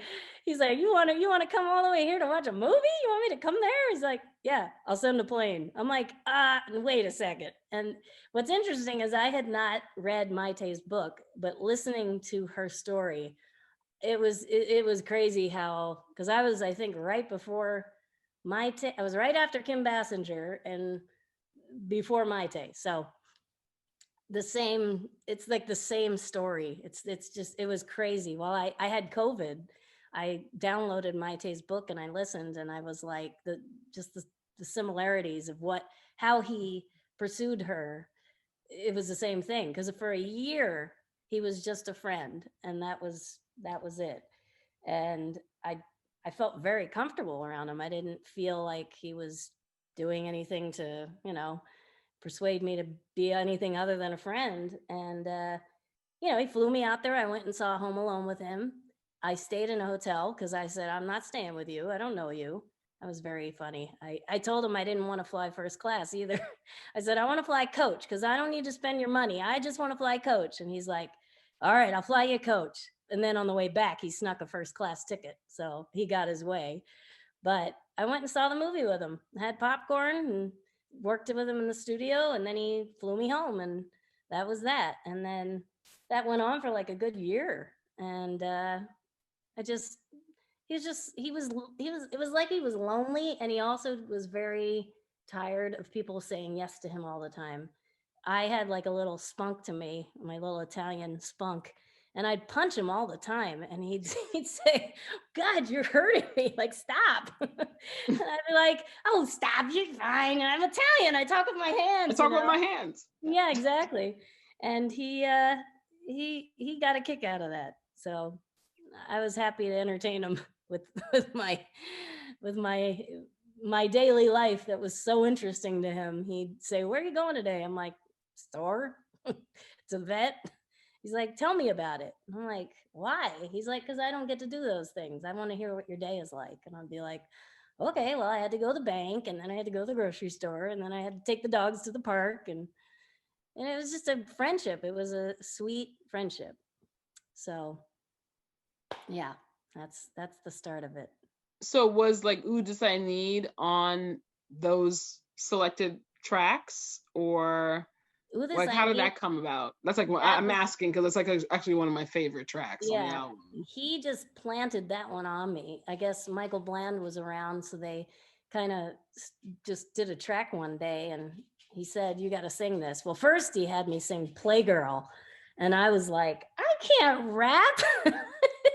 He's like, "Yes, you can. Yes, you can." I'm like, last time I checked, I don't think I ever rapped. I told him, I'm like, "I'm a musical theater geek, like Barbra Streisand. That was the route I was going." And he's like, "You can do it." So I did it. And then Ooh This I Need came about. I love that song. It was very sexy. It was so sexy. So sexy. And I really wanted to do a video. I wanted that to be the second single, and the record company wouldn't put it out. And I was just like, "Are you serious?" So wait, so Ooh This I Need was not a single? Did they put that out? Because you did it on Arsenio. I did, because I snuck that in there. Okay. I think Love's No Fun was going to be the next single, which I think somebody redid that. Maite did. Oh, she sang my song? Oh, man. And we all judged it, but that's okay. We're not going to talk about that. That's old. We're not going to talk about that. Okay. But yeah, Robin and I have a whole, Elisa, you and Robin and I will get together and talk about that decision. Okay, because I have another story, but I'll leave that one alone too. Yeah, I'll leave that one right there. Shout out to Maite. But so Ooh This I Need, no, I love that track. It's extremely sexy. And I think what also worked I mean, just like going back about who you were at that time as somebody experiencing you, Mm-hmm. you were so authentic and so pure in a raw way, but innocent. So it Right. was it was sexy. And I know you say they turned you into Madonna. I didn't think so. You Really had good. a degree, you had a strong, like you were very strong and powerful, but demure, which drives men crazy anyway, right? 'Cause it's like, Okay. I'm sexy, sorta. Right. You know, like sorta. You know, Yeah. and that works. And Mhm. I'm enjoying your commentary on how Prince experienced you. Because Yeah. I mean, he's consistent. I mean, there are like the women throughout who have had, you know, impact on his life. They show up in a certain way, and Mhm. he engages them in a certain way. And it Elite. sounds like, for sure, I think Robin and I could definitely like think about the conversations we've had with different women in the paradigm. Like, there's definitely a respect. Like, Mhm. he knew your musicality, and he Yeah. honored that. Oh yeah. He He did. honored it, for sure. He actually said to me, and I'm sure he said this to many, he said, I want you to be the female version of me. Uh, and it was weird because I was at that age where I just wanted to be independent. I had struggled to get my independence from my mother because my mother had managed my career when I was 15 until I was an adult or thought I was. And I just wanted that separation. I wanted to control my career and da da da da da. And so when he tried to start controlling that aspect, I got scared and I thought, I don't know if I like this. I don't know, because I want to do what I want to do. I had that mentality. I was, as I said, very frisky. And I remember him saying, you have to have one name. You can't have Fiorillo. It's too long. It's, it's hard to pronounce. And I'm like, I don't know if I want to just be Elisa. And then my poor dad would be hurt, like after all he did for me. And he did do that. And he said I had to have a band, and then I would wear things, and he would say, "You shouldn't wear that," And I didn't like that. I had 3 brothers. I had a lot of men in my life that were men, and in not a good way. And I saw a lot of that in my upbringing. So it didn't flow with me. So the control thing, I kind of started to get a little eerie of, and it was funny. It was as I was pulling away, because he kept saying, you should sign to my label, and then he set me up with a meeting with Benny Medina, and I thought it was to get away from Chrysalis and go to Warner Brothers, because I thought that's because Benny worked at Warner Brothers. As soon as I got into the meeting, Benny said, Prince wants me to sign you. And I'm like, oh, and the track record at Paisley was not very good. And that's what everybody in the business kept telling me. Don't do it. Don't do it. Paisley isn't the great label, and stick with Chrysalis or go with Warner if you're going to do that. So I told Benny no. And all I could think of is, oh God, when this gets back to him, he's never going to talk to me again. But he still talked to me. But then the record company kind of folded. They didn't want to put any more singles out.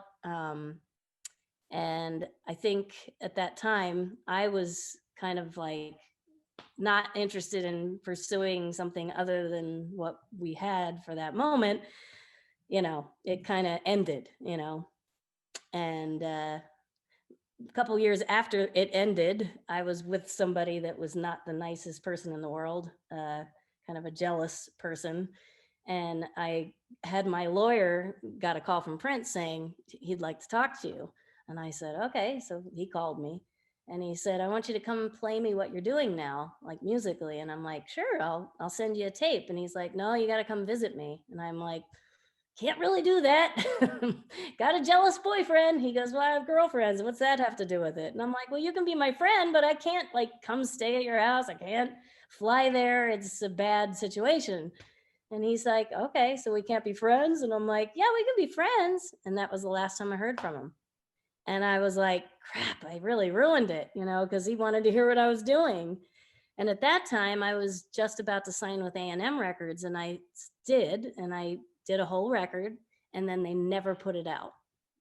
And I was pretty devastated. So I kind of got jaded on the whole record business and thought, I'm just going to have a normal life and sing on weekends and just, you know, do what I have to do.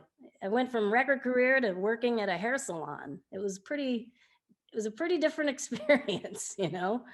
But honestly, I like the person that it made me, because I was different. I was definitely a different person when I had the record deals and I had limos picking me up from high school, and it was shaping a person that I wasn't that thrilled with. And after having some humility and working jobs that I got a paycheck and I was like, I work all week and this is all I get. You know, like, it was a wake up call, and it really, it did a lot for my character, I think, as a person. So I look at everything as a good experience, learning experience, you know. I mean, it definitely all serves, right? It all serves in some way, shape, or form. Mhm. And, Yeah. you know, one thing I think in doing this show and talking to all of these artists who, you know, while we lift up Prince within this spectrum, we also are very much so cognizant of the role that other artists have played in contribution to who Prince is. Right. And people are often surprised by Robin and I's like nerding out about, oh my God, like you really had that level of impact. And a question I do have for you as you're thinking back on, we're going to talk about what you're doing now as well. But like in hindsight, which is always 2020, I know. Are you surprised to hear the level of interest and the level of impact that you've had on people? Oh yeah, definitely. It was actually kind of strange because I do real estate right now, and I've done it for 14 years. I have my phone number all over the place, and anybody could call me. Sure enough, is that how Robin got you? Last week I got a call from a random person just out of the blue, and it was this guy, and he had a bit of a stutter, and I was like, who is this guy? Like, I didn't know what. I said, why are you calling? And he said, you know, I was interested in maybe looking at your house, but then he started going into, but I'm a huge fan of yours, and you know, and I had this record, and I was wondering what you meant to do on this song. And at bar 1.38 of the song, there was a guitar, and it sounded like your voice, but was it a guitar? And I was like, wow, people really listen that hard to me. Like, it's absolutely, it's shocking, because I guess I don't live in that world anymore, and I don't think of myself in that, but I do realize that I have affected some people and that my music did something. So now my goal is to just teach what I know, to try to make our kids of the future step up and let music kind of lead them through life. Yeah, I'm an educator here in New York City. I'm an executive superintendent of schools, and that's a good government job. And this is a Robin reminded me, your passions, chase your passions. Mm-hmm. And yeah, we don't know the impact we have until some kid reaches out to me on Facebook. Oh, Dr. Digo Fire, remember blah, blah, blah, blah. And I'm like, oh yeah, you know, and definitely, while this is going, I'm dating myself with like, ooh, this I need, and on the way up. Like on the way up, yeah. Talk to us about that song. Because I mean, that's theme music. Like if you are the person who has a dream, a goal, an aspiration, like that is the music. Like I still listen to that track. Wow. Right. Recently, we're in the middle of COVID-19, not a shock to anyone. And I'm running 151 schools in New York, in Queens. And one of the biggest problems we have is children not having devices, right? So remote learning's going on and we don't have enough devices. Your niece So, needs an iPad, by the way. The iPads, laptops, so that kids can learn remotely. So like one of the things, I got really pissed about that idea. And I started reaching out to people who I know who are in different forums.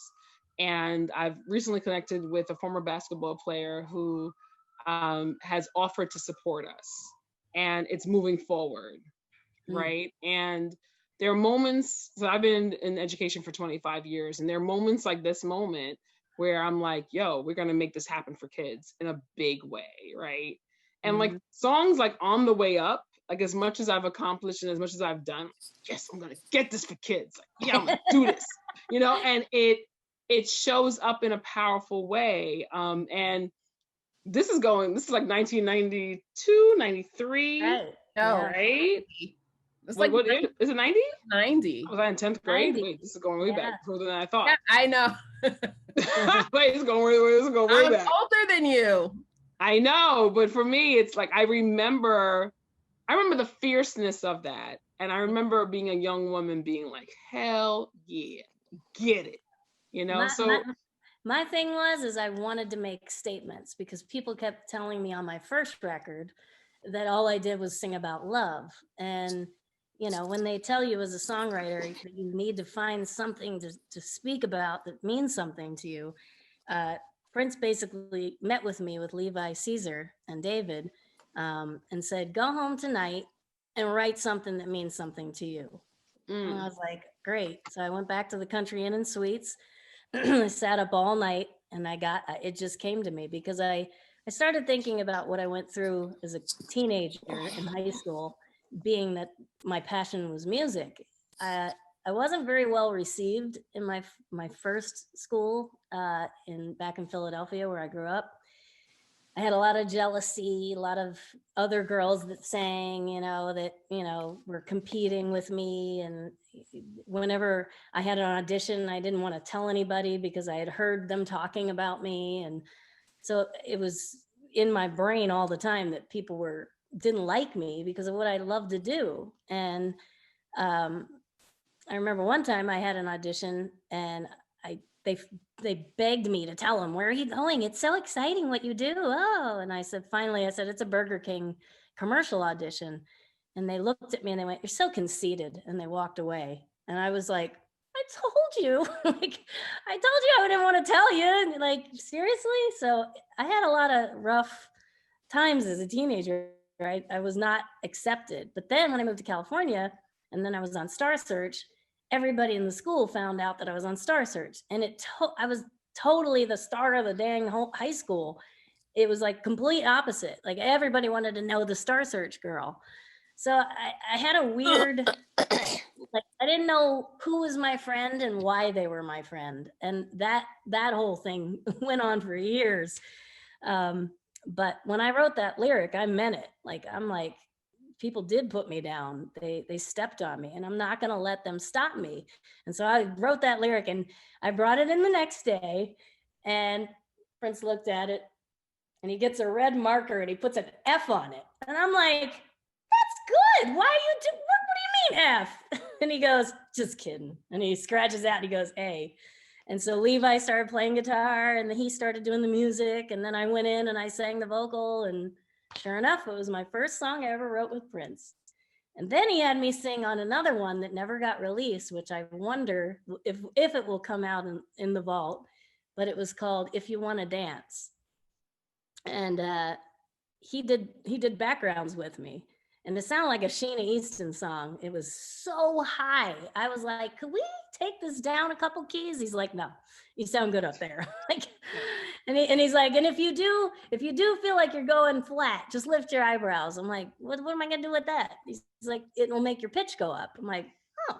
So I did it, and sure enough, my pitch got better, and it was always like right on the note. So I did learn that from Prince.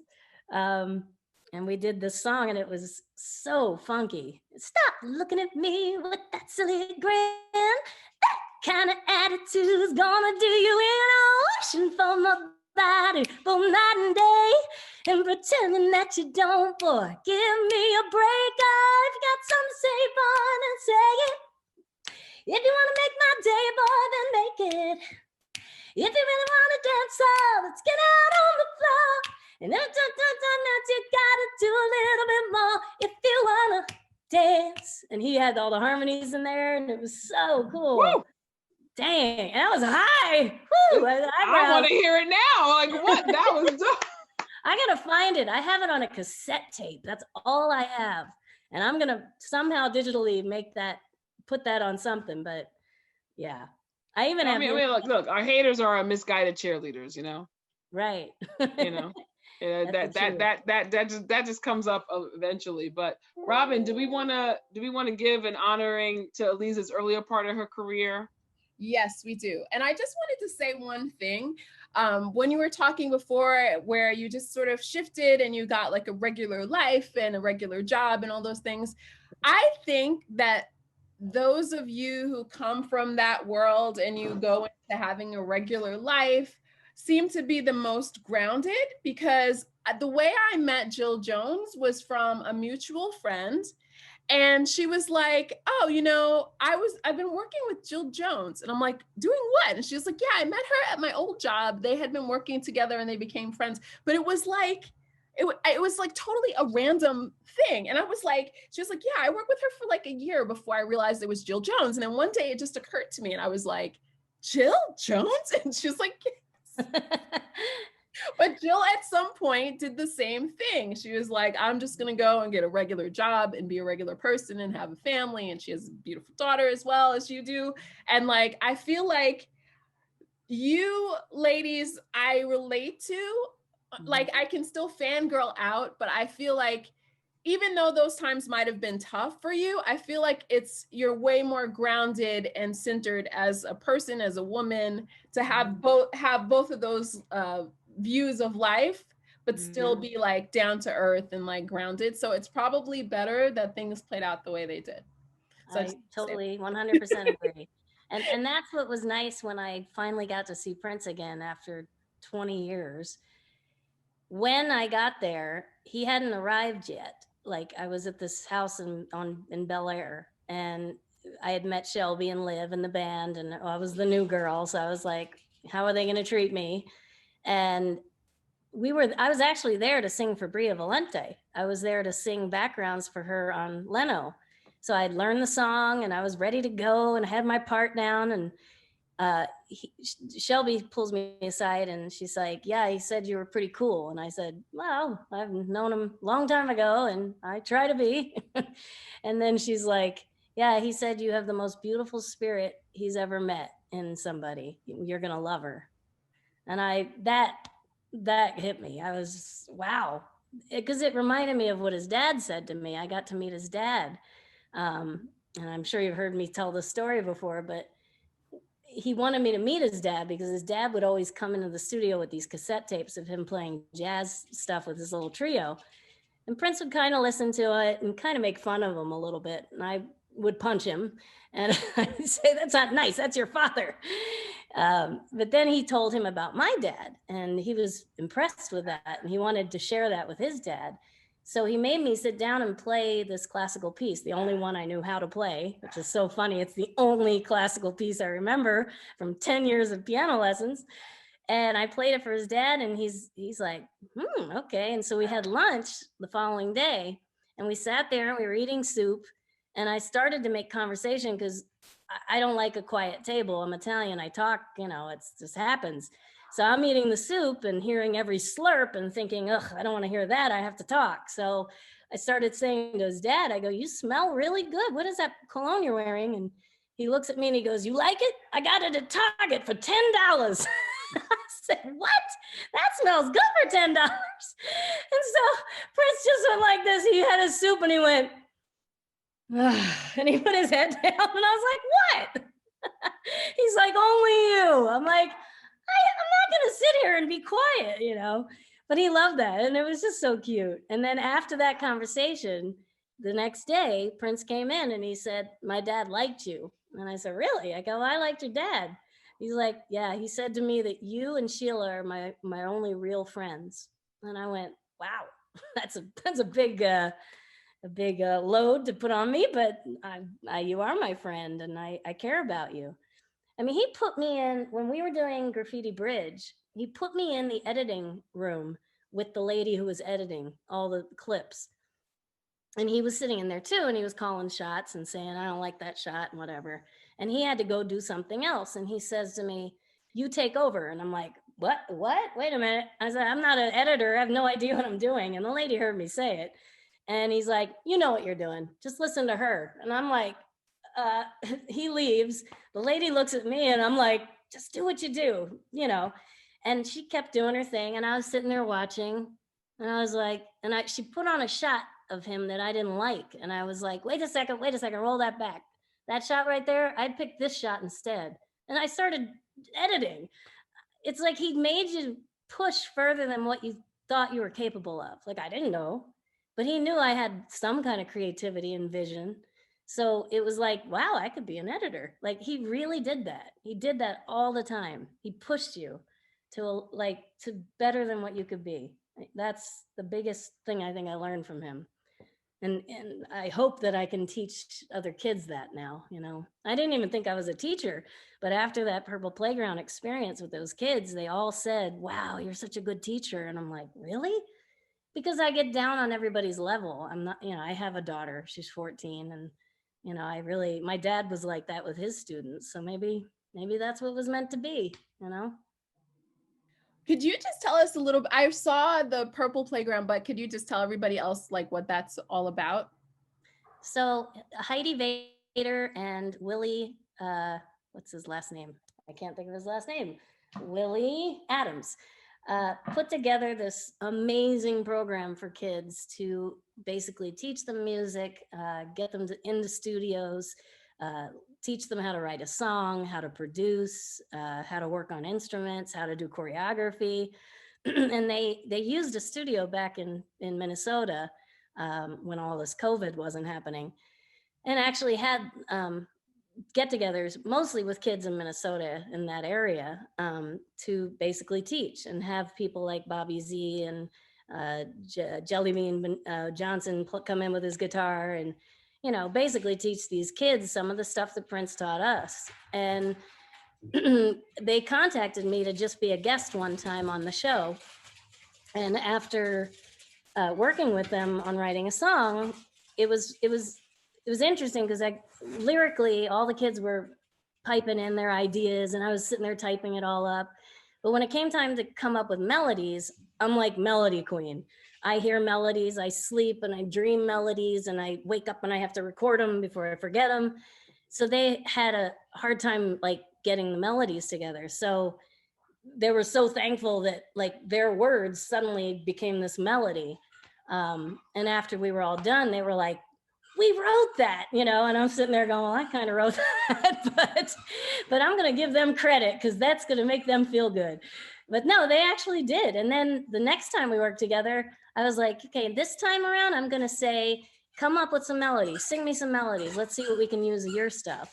Because I can't be the only one, you know, doing the melody part of this. We got to do it together. So, you know, that's kind of what it started to become. And then when we did it these last two times, we had to do it on Zoom.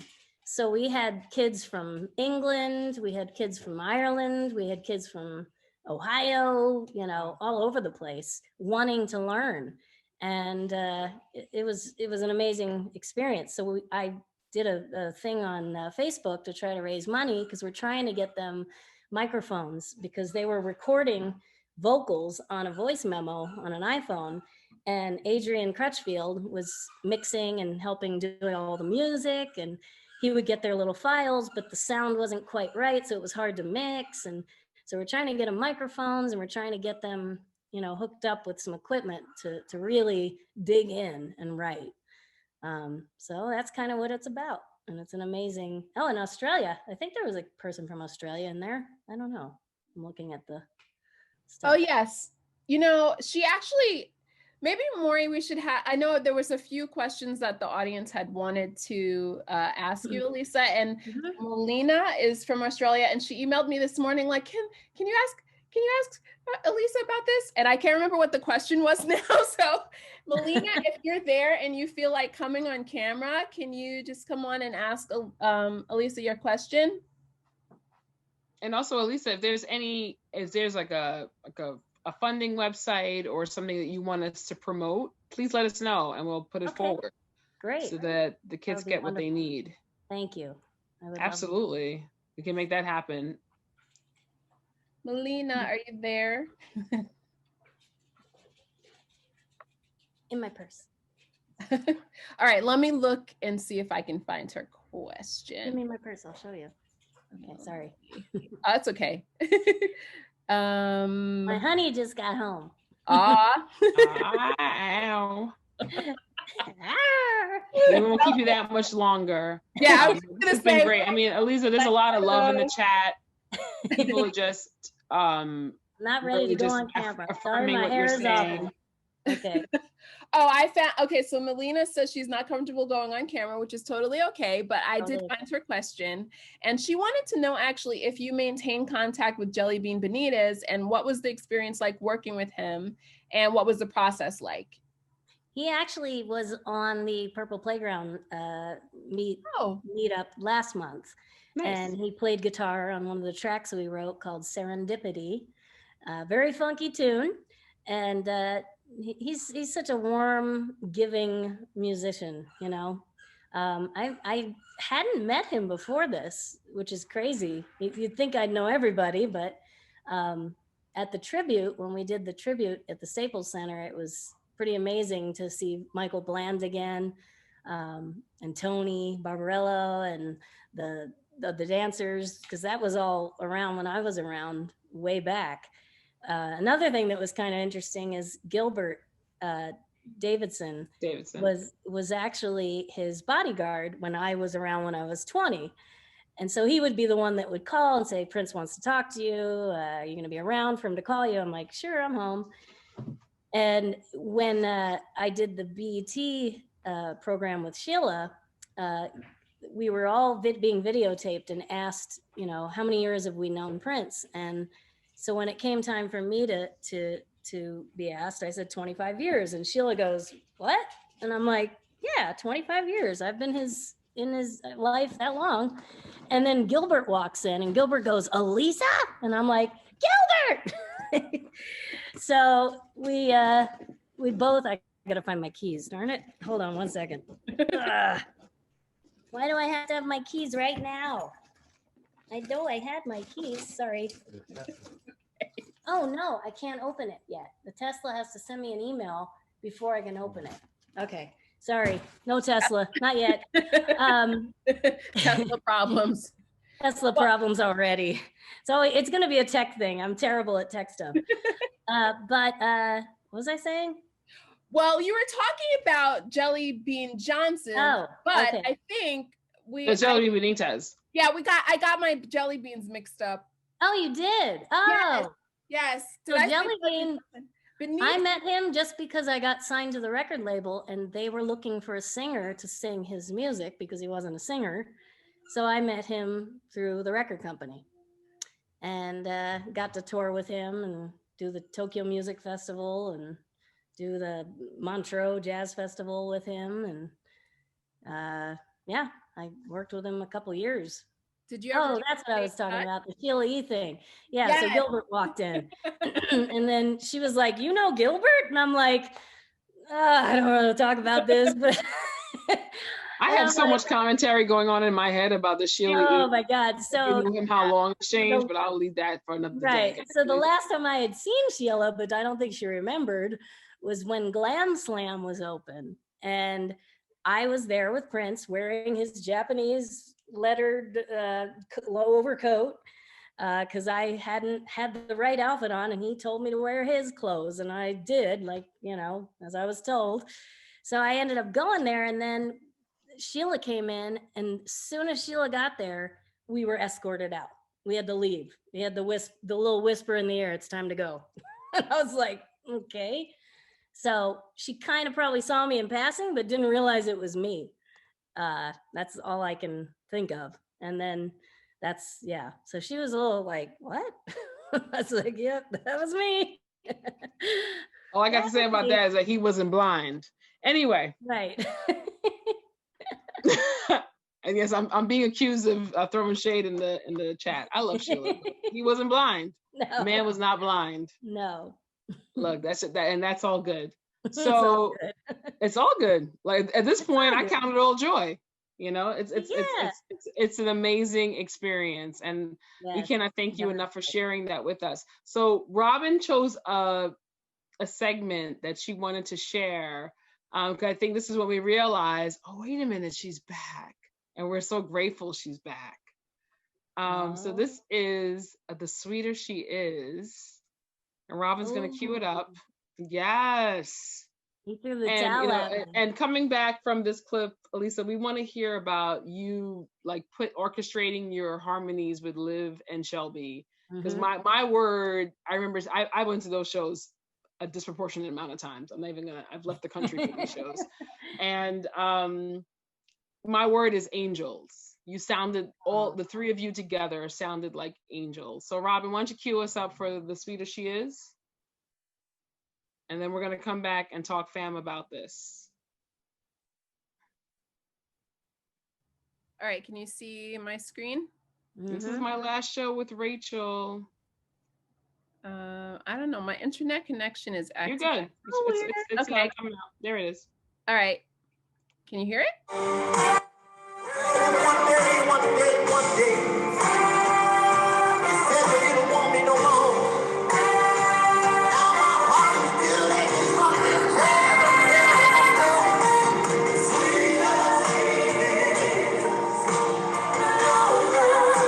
the pain is gonna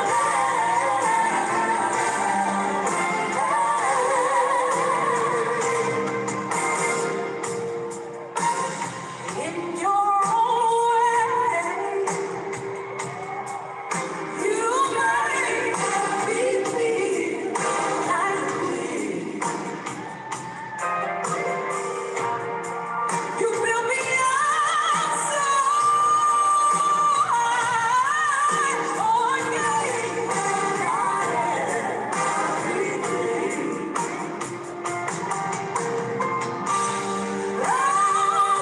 One day you took my love away, and that's why I'm here, just to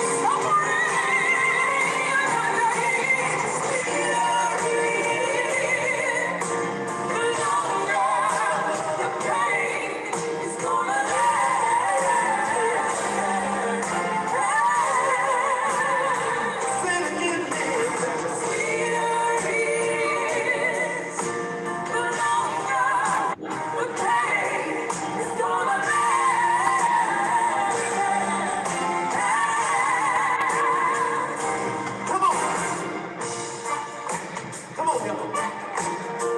Turn the house lights up.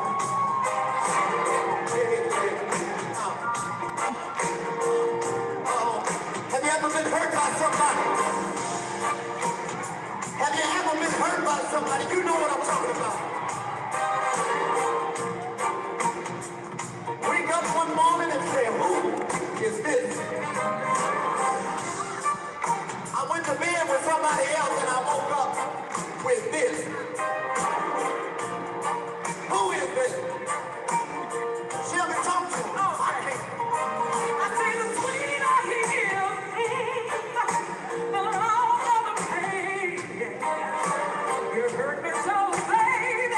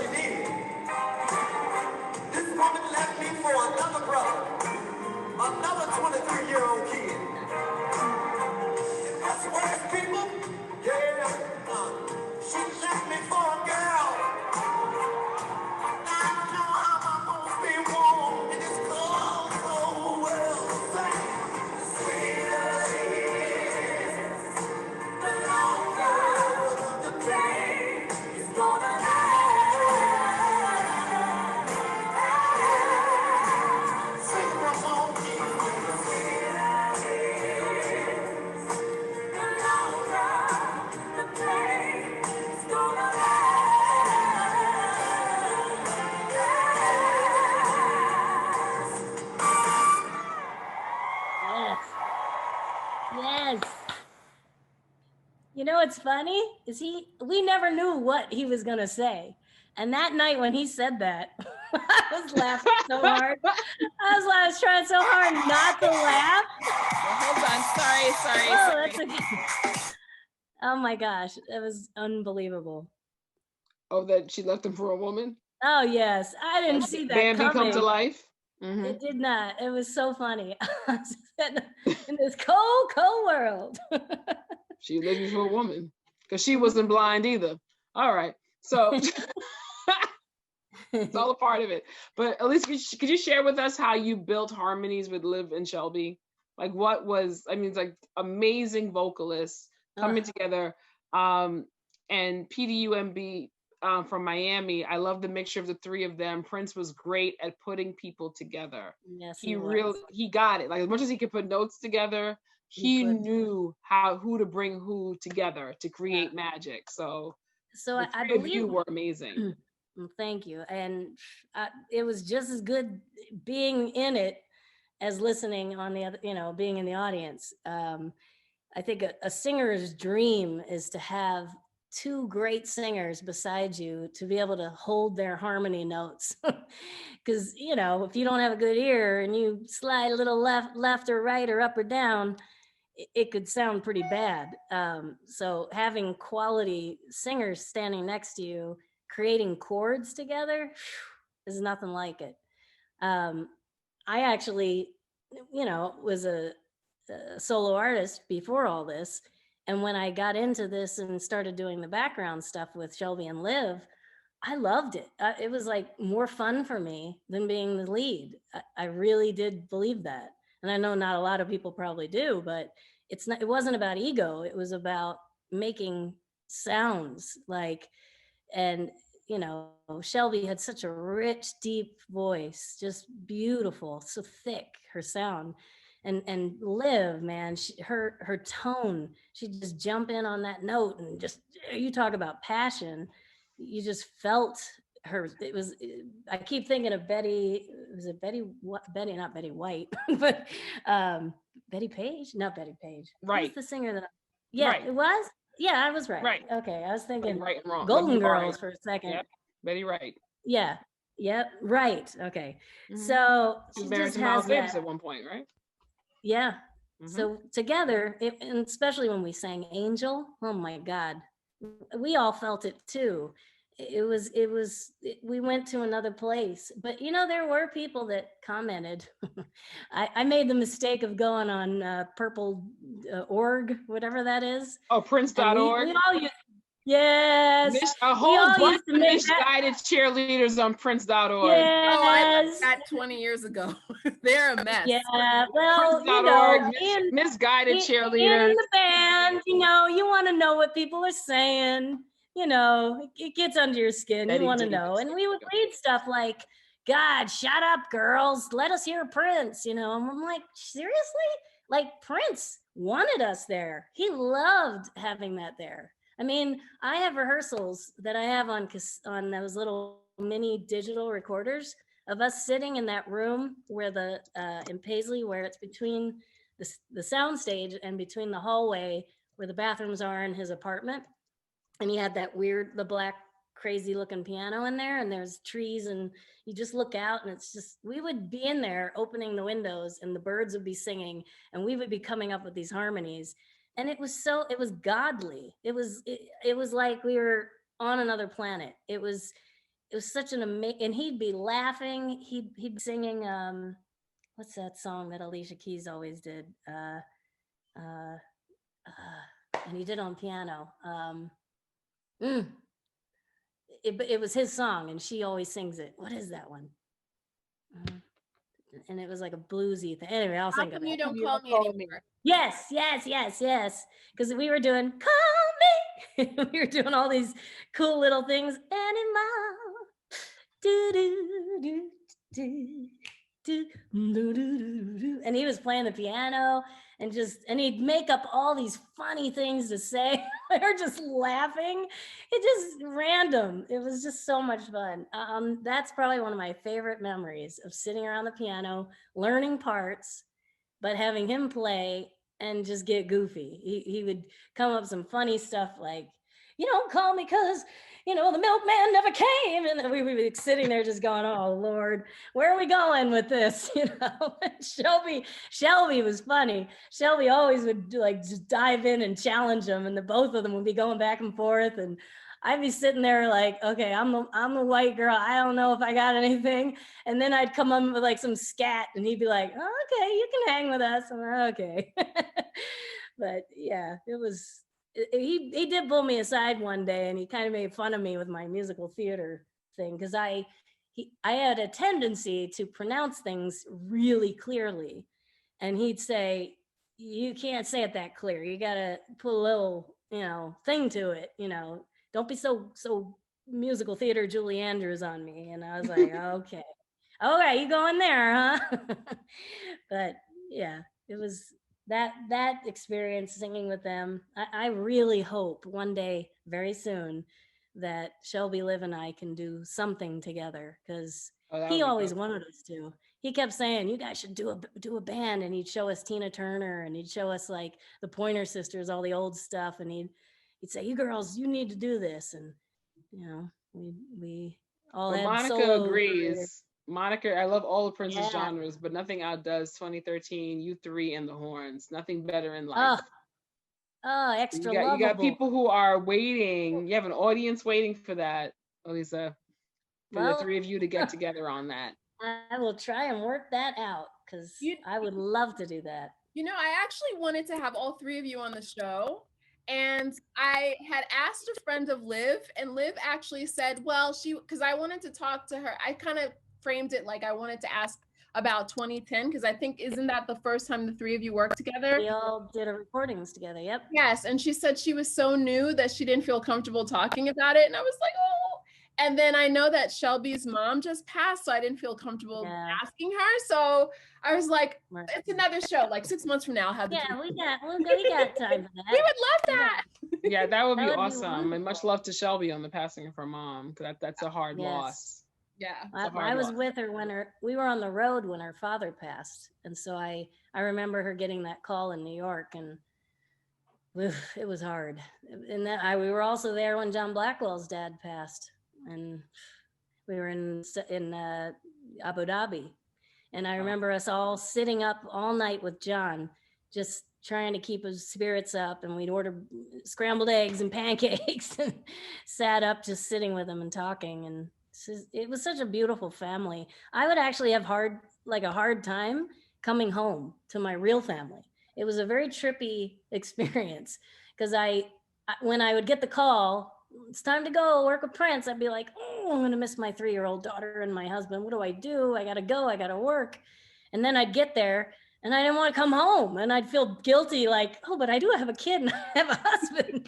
But I had so much fun, and it was like I was back in my element and where I needed to be. And you know, it was like a little taste of it, and then I'd have to readjust and like go, okay, now here's my other. I felt like a spy, you know, living two lives. Yeah, well, for all it's worth. I mean, because it's not easy, because life keeps on going when you're creating all this art, and you know, we're paying our money for our concert tickets, and we're going, and you know, I've seen you numerous times on Prince's stage, and you guys own it together as a family, and that was very clear. And I'm honored to say that as many times as I saw it, it was never the same. Never. You know, and never the same show. You know, I've been going to Prince shows since I was 13, and I just turned 46 a couple of weeks ago. And thank you. And it was never the same. And for each time, it was like a whole new experience. You can anticipate certain things, but then you went to the 8th show in the series because you knew at some point it was going to shift. So, you know, for all the things that you navigated, and I remember you talking about being a mom. I remember that because my kids were, I have an 11-year-old and I have a 7-year-old. And I remember in that season, like, I'm going to go check out Prince. And the organization and the commitment to make that happen. So I can only imagine being on the road and the sacrifices there. And as somebody who got to experience it, I cannot thank you enough, because it Thank was, you. these are the memories that live on. 'Cause at this point, that's what we have. And we're grateful for it, and we're grateful for your time. So we did want to end off with a sound off game. And we play sound off, where we honor the artist, and we choose songs, and the audience gets to vote on which of the songs really resonate, and majority rules. Okay, wait. Hold on. So Robin is setting that up as we speak. And I believe the first one is we're only gonna do one. Okay, which one are we gonna do? We're running late on time as usual. Yeah. And I know Elisa probably has, like, her man She's got a Tesla to drive her around. She's got a Tesla waiting to drive her around. Take care of business. So we don't want to keep you all night. So we're gonna just do the first one. So guys, I'm gonna actually play this classic Arsenio Hall show where Elisa does both songs, I found, and you guys are gonna vote on your favorite, okay? And then we're gonna see majority rules which one is the favorite. So I have the poll up. We're not doing the second one, we're doing the first one. All right, so I'm gonna share my screen again. So what is this? Ooh, This I Need versus Love Is No Fun? Yes, the first. All right. Do you see the poll up? Not yet. You don't? Oh wait. Yeah. Oops. Launch poll. There it is. Okay, modern technology, two moms trying to figure it out. All right. Okay, so hold up. I'm gonna do this.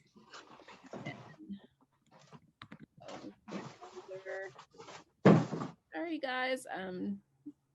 Oh, did I actually do what I think I did? Yeah, I did something dumb. So I just vote? Yeah, everyone votes. You can vote on your own music if you want to. That's totally cool. All right, I did something dumb, so I have to go and pull up the video again because that's just how live TV works, folks. All right. Okay, it's here. You guys are voting already. Wait a minute until oh, that was me. All right.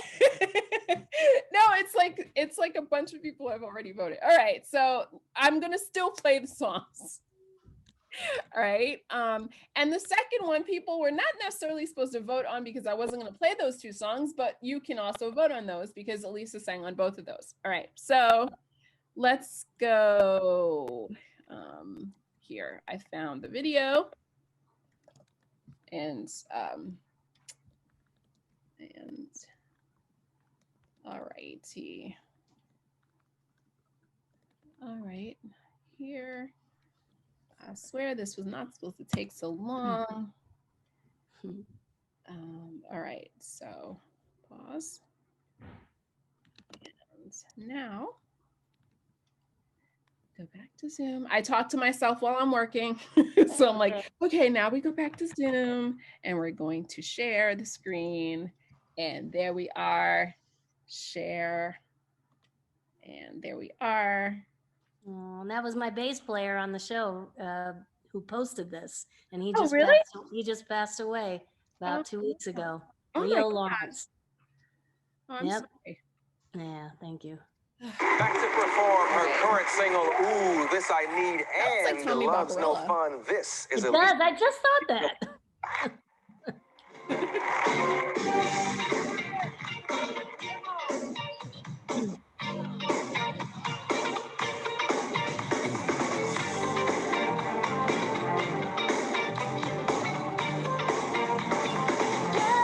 I'm beautiful, so you tell me so.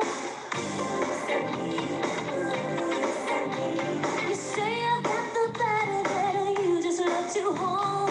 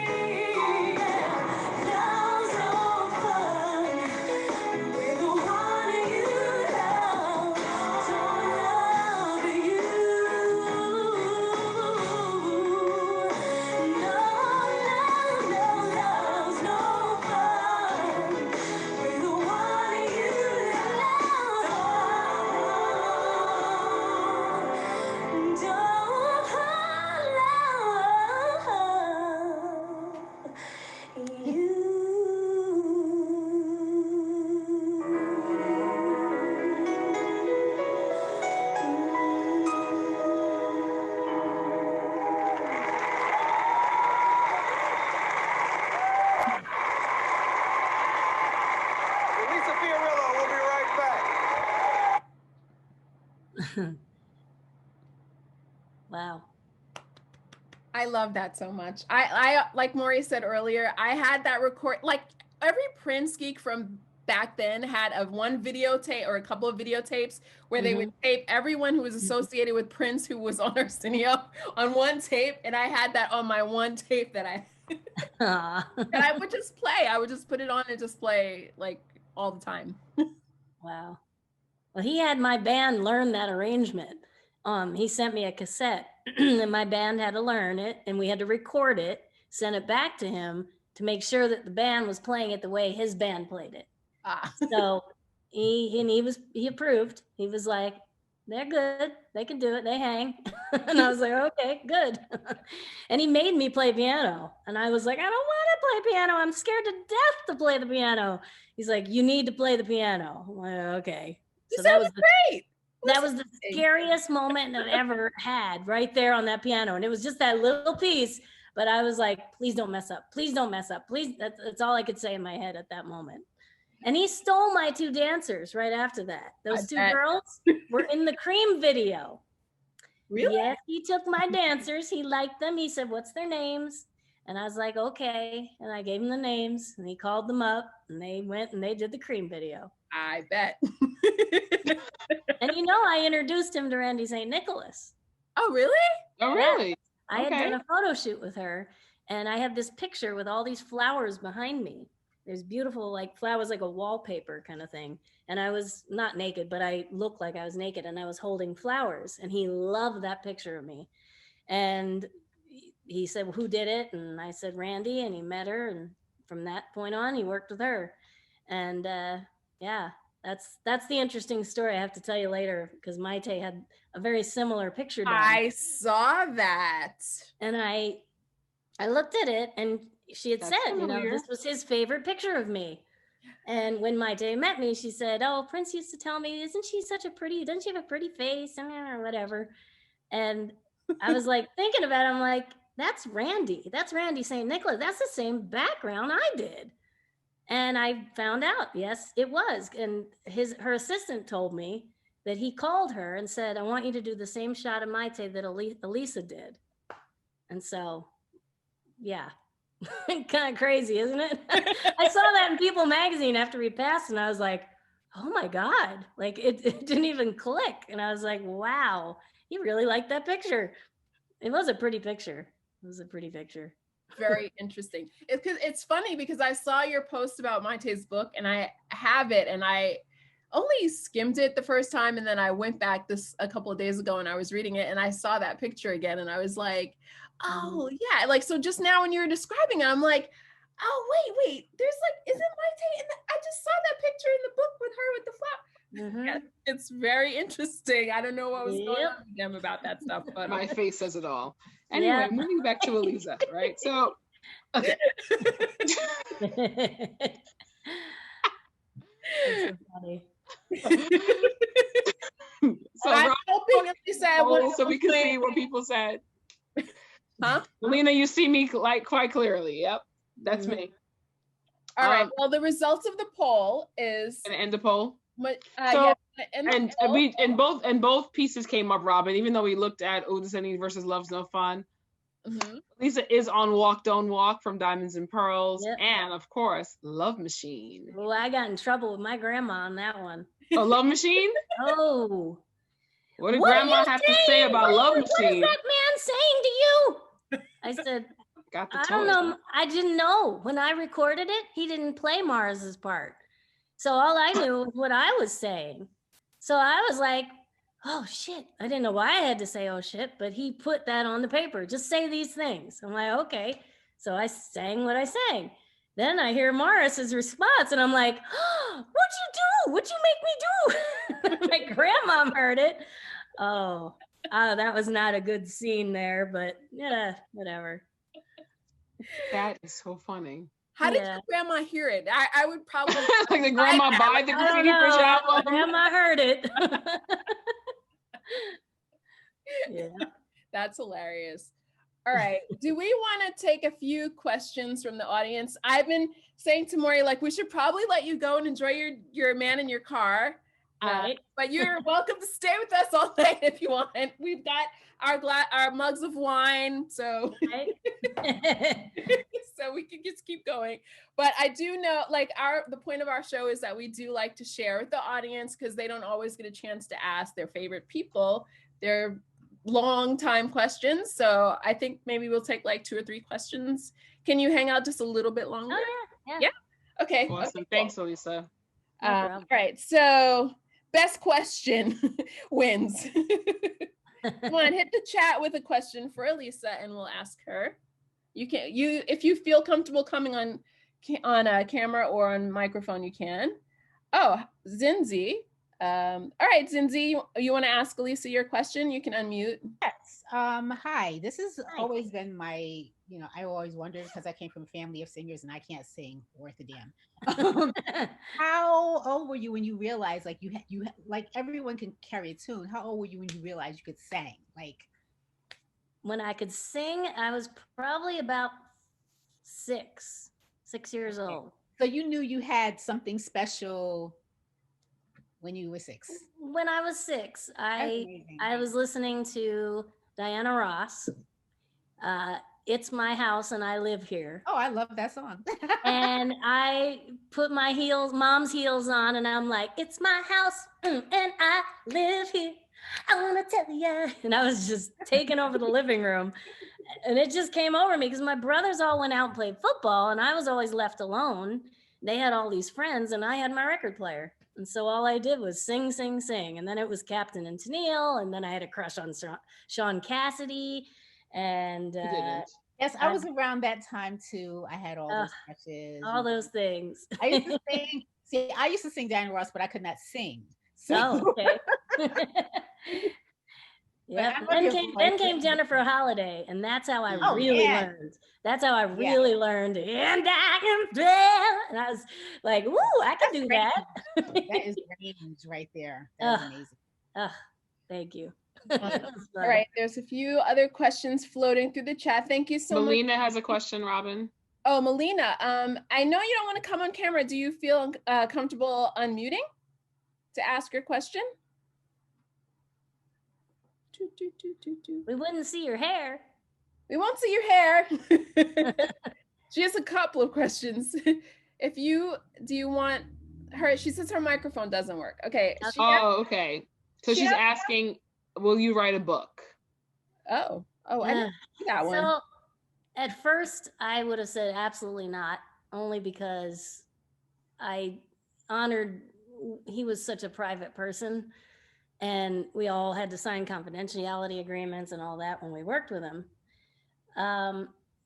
But as the years have gone by and I've gotten a little better about how, I had a lot of anger when he first left, because I had seen him at a weak point in 2010, and we were all with him to nurse him back to health, and we all loved him and cared about him. And I felt really angry because I didn't know who was there at the end, and I was, doing the blame thing, like, how could you let him take that? And how would you, where did he get it? And, all these questions went through my head. And so the first couple of years, I haven't been a part of any of the celebrations, because I just felt like something wasn't right about how he passed. And so at first I was like, oh, why did Maite come out with that book right away? And I was mad, and I was, and Shelby had a record out, and I got on her, and I was just I had a lot of anger because I lost my friend. And,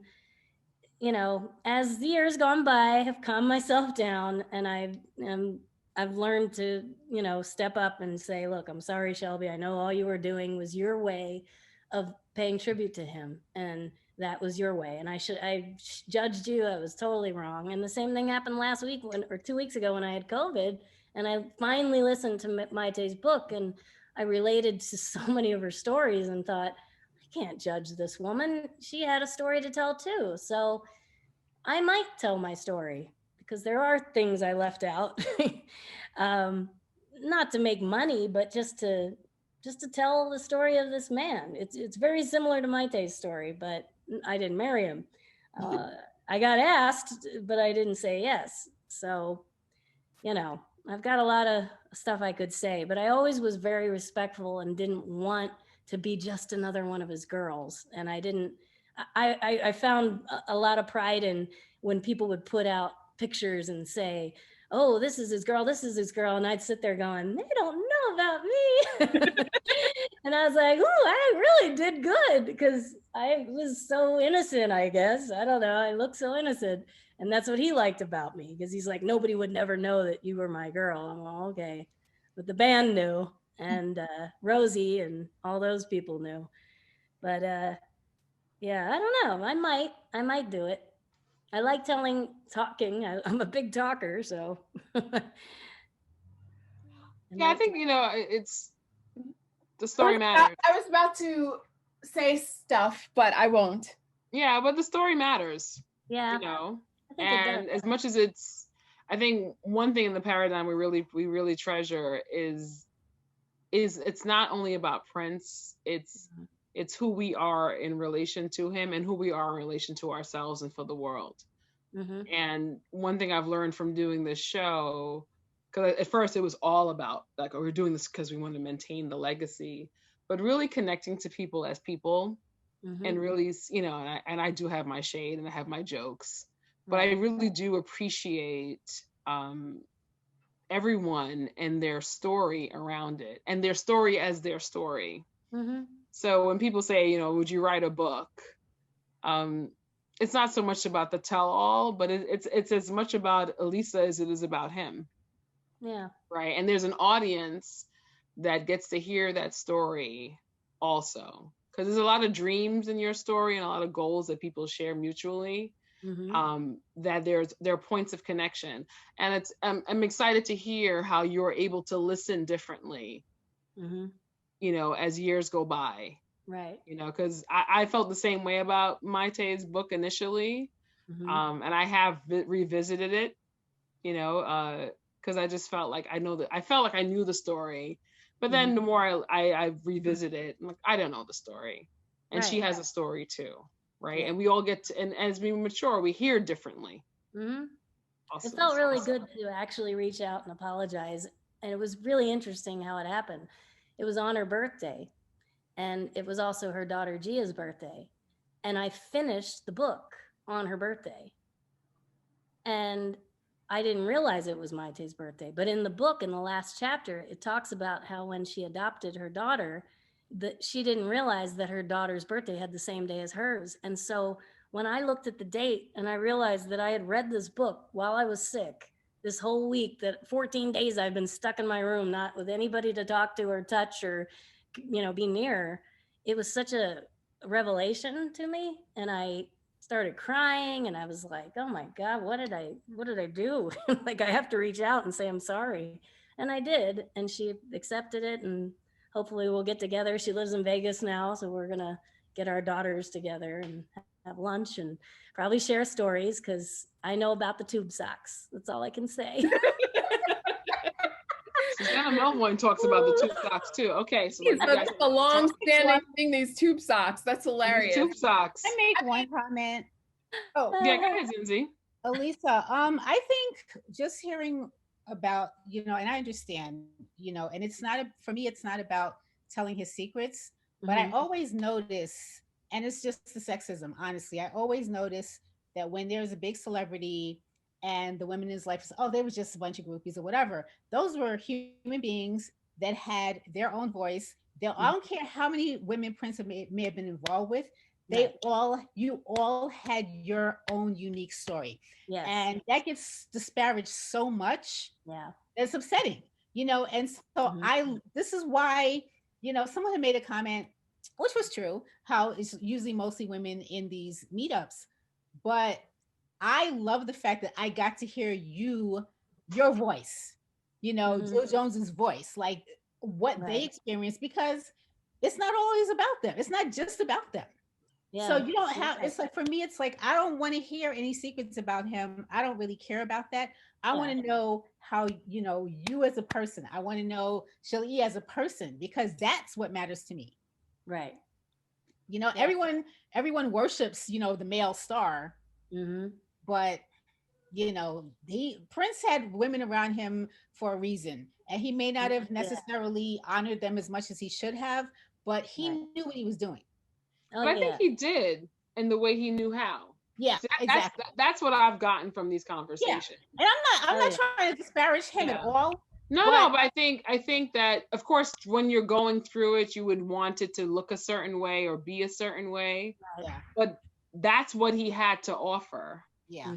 Right. That was who he was. Yeah. And you know, it's like people, you know, recently there was something about Sheila E. And I'm like, whatever, I don't care. I love her. Whatever. Yep.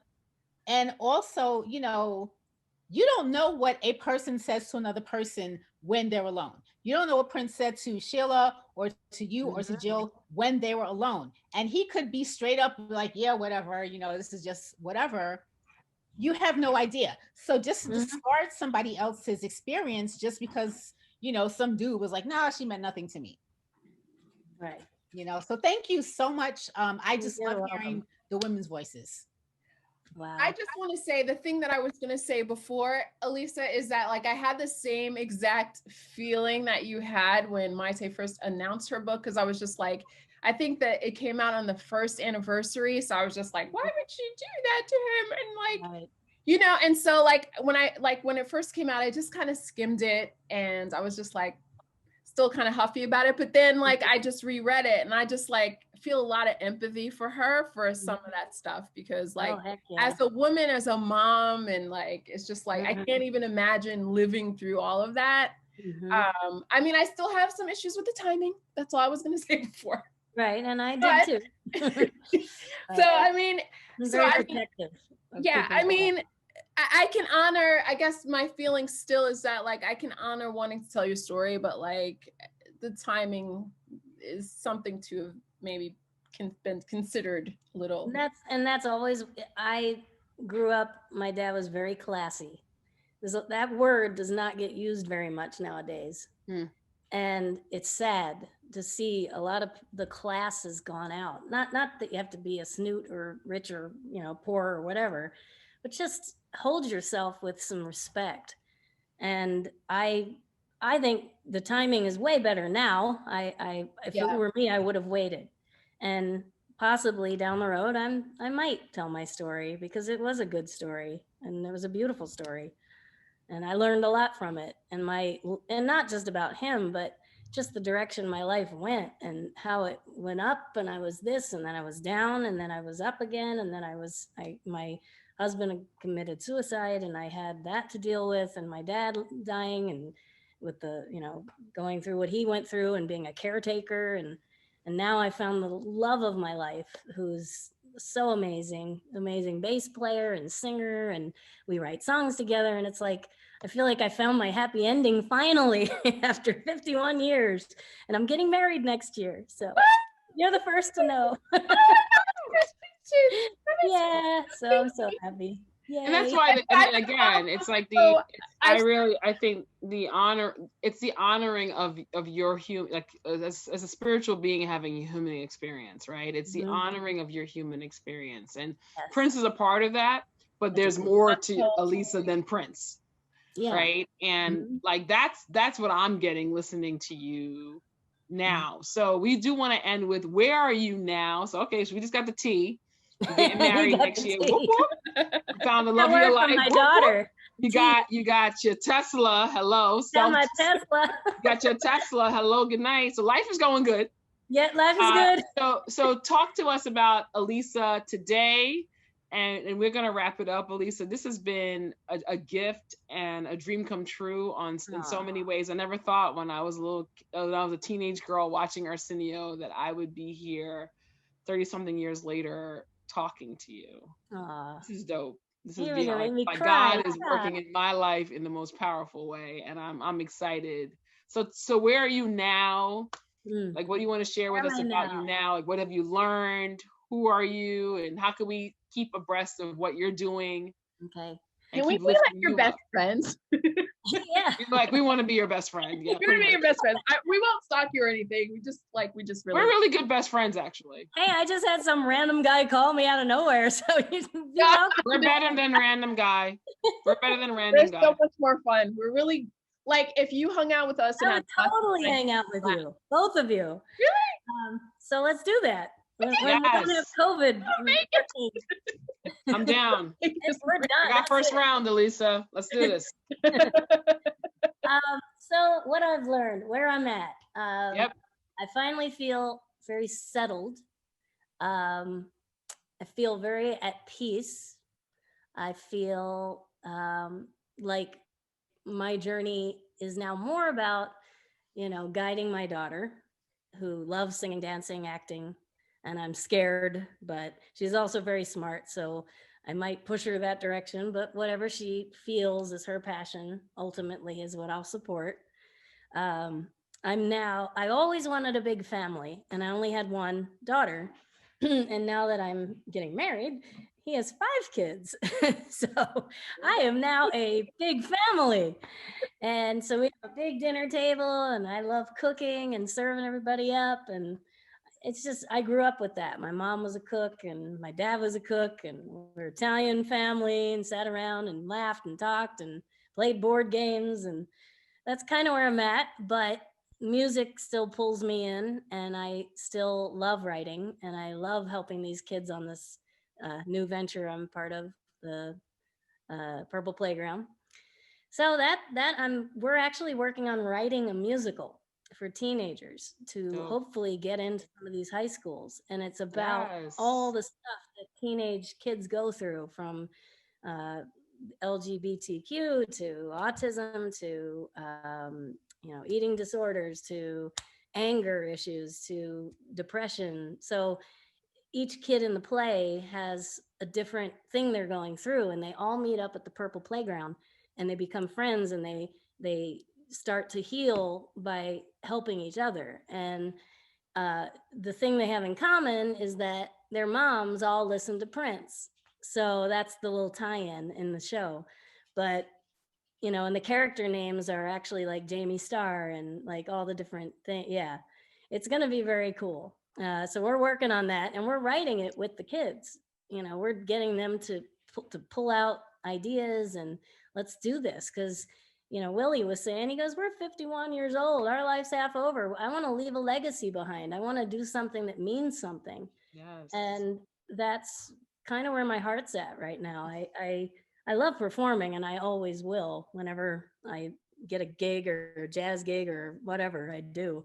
And I love writing, but this might be my new focus because I really want to get it done. I want to see it come to fruition. I have a great choreographer in mind. I have to get a good writer on board to help with the script. And I want these kids to really be a part of creating something that can help other kids. So that's where I'm at. That is beautiful. And consider me an ally in that. I am very big on the social emotional wellness of students. Wow. I'm a superintendent disguised as a healer. I'm in touch with you. Yes. Sure. And I would love, so definitely, I'm feeling you 100% on that. We do a lot of work. I do a lot of work here in New York around making sure our children are well. And I'm connected to transformation programs that are big on ensuring the wellness of children and where they are able to establish within their own leadership of their own lives. Wow. And to show up powerfully in this world. So definitely, I would love to connect with you more on that and connect you with some people who are in that vein and have the talent and the wherewithal to really promote within the social emotional wellness of kids, because that's where it's at, especially in this season that we're in. There's so much disconnection and loss going on, and if we can give children an opportunity to hold on to a larger version of who they are and who they've been planned to be, I am 100% down for that. So I got you. Let's make that happen. A drink. Come on, girls. Yes. Yes, I'm down. And definitely have the means by which to do it. So only for teenagers, there's nothing for younger kids. Just curious. So I think we're doing between 14 and 17-ish.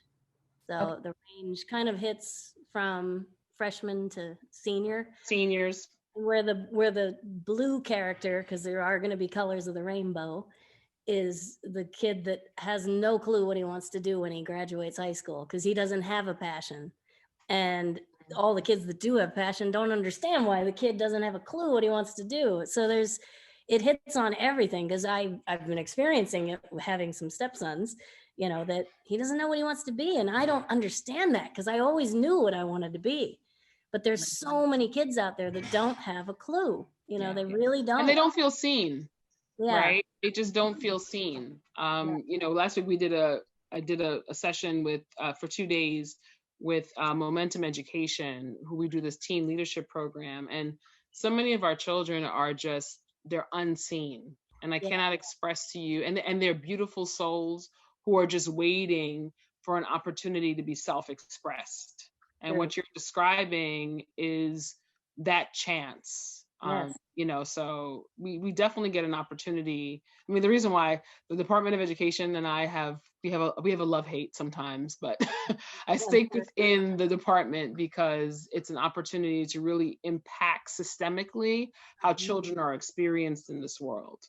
So what you're describing is a true opportunity to really just change the paradigm and the narrative of our children. So I'm down, Elisa, for this conversation. And I know people who can really take it to the next place. Right. And working with our kids. Absolutely. So with that, Elisa Fiorillo, thank you for making dreams come true tonight. Thank you for being so vulnerable, passionate, and committed. Thank you for showing up so powerfully for us tonight, letting us into who you are as a woman, as a mom, as a musician, as an artist. It is greatly appreciated. You see all the reactions going up, the hand claps and the hearts. We would not be able, you know, it seems like, you know, as I said before earlier, like sometimes we don't know the impact that we have, but in the paradigm, we've really truly learned that people show up to these conversations because the artists who have given so much to us, we can't help but show up for them, to hear their voice and to know that they are still creating and existing within our world and giving so much back. So we hope that this tonight was as much as restorative and loving for you as it was for us. Completely. And you are welcome back to the Purple Paradigm anytime. And you'll be hearing from Robin and I, not in a stalkerish type of way, but in a love type of way. No, I swear we won't. We won't stalk you, but we will love on you. Like Jill is like, could you guys stop? We're like, we're never gonna stop, Jill. We're gonna keep on loving on you, Jill. We're gonna keep on loving on you. I love it. We're gonna keep on loving on you. Bring it on. And for every time I played my record, I'm gonna keep on loving on you. And I thank you for sharing your gift with us and the world, because it means so much. And enjoy your Tesla. Enjoy your man, and enjoy being a mom, because that's my favorite thing about myself, is that I get to be a mom. And I look forward to connecting you. Let's see what we can create for kids. Okay. And to the fam, the Purple Paradigm crew who continuously shows up for us on the 7th of the month when we meet, we are excited to announce that our next show, now this is me completely nerding out. Wait, I need to make an announcement about the next show. Okay, so we made an executive decision. Yeah, go ahead. We've been doing the show like month after month. You may have noticed that we did not have a show last month because I was tired, like so tired. So we have decided to just do the show every other month on the 7th instead of every month, because the show is a labor of love. We're doing this out of our own free time, and I have way more free time than Maury does, and that means like I have like no free time, but I have more free time than she does. So she has two kids and a full-time job. I have one kid who is a lot. So I think it's easier on us if we just do the show instead of every month consistently. I think we can do a better job of bringing you like even more guests and like more fun content if we do it every other month. So we will not have a show on January 7th. We will have a show on February 7th. That'll be our Can I announce it? You want to announce it? Go ahead. All right. So the next show is called The Screams of Passion, Why the Family F Deluxe Matters. exploring the influence and impact of the first protege group released on Paisley Park Records.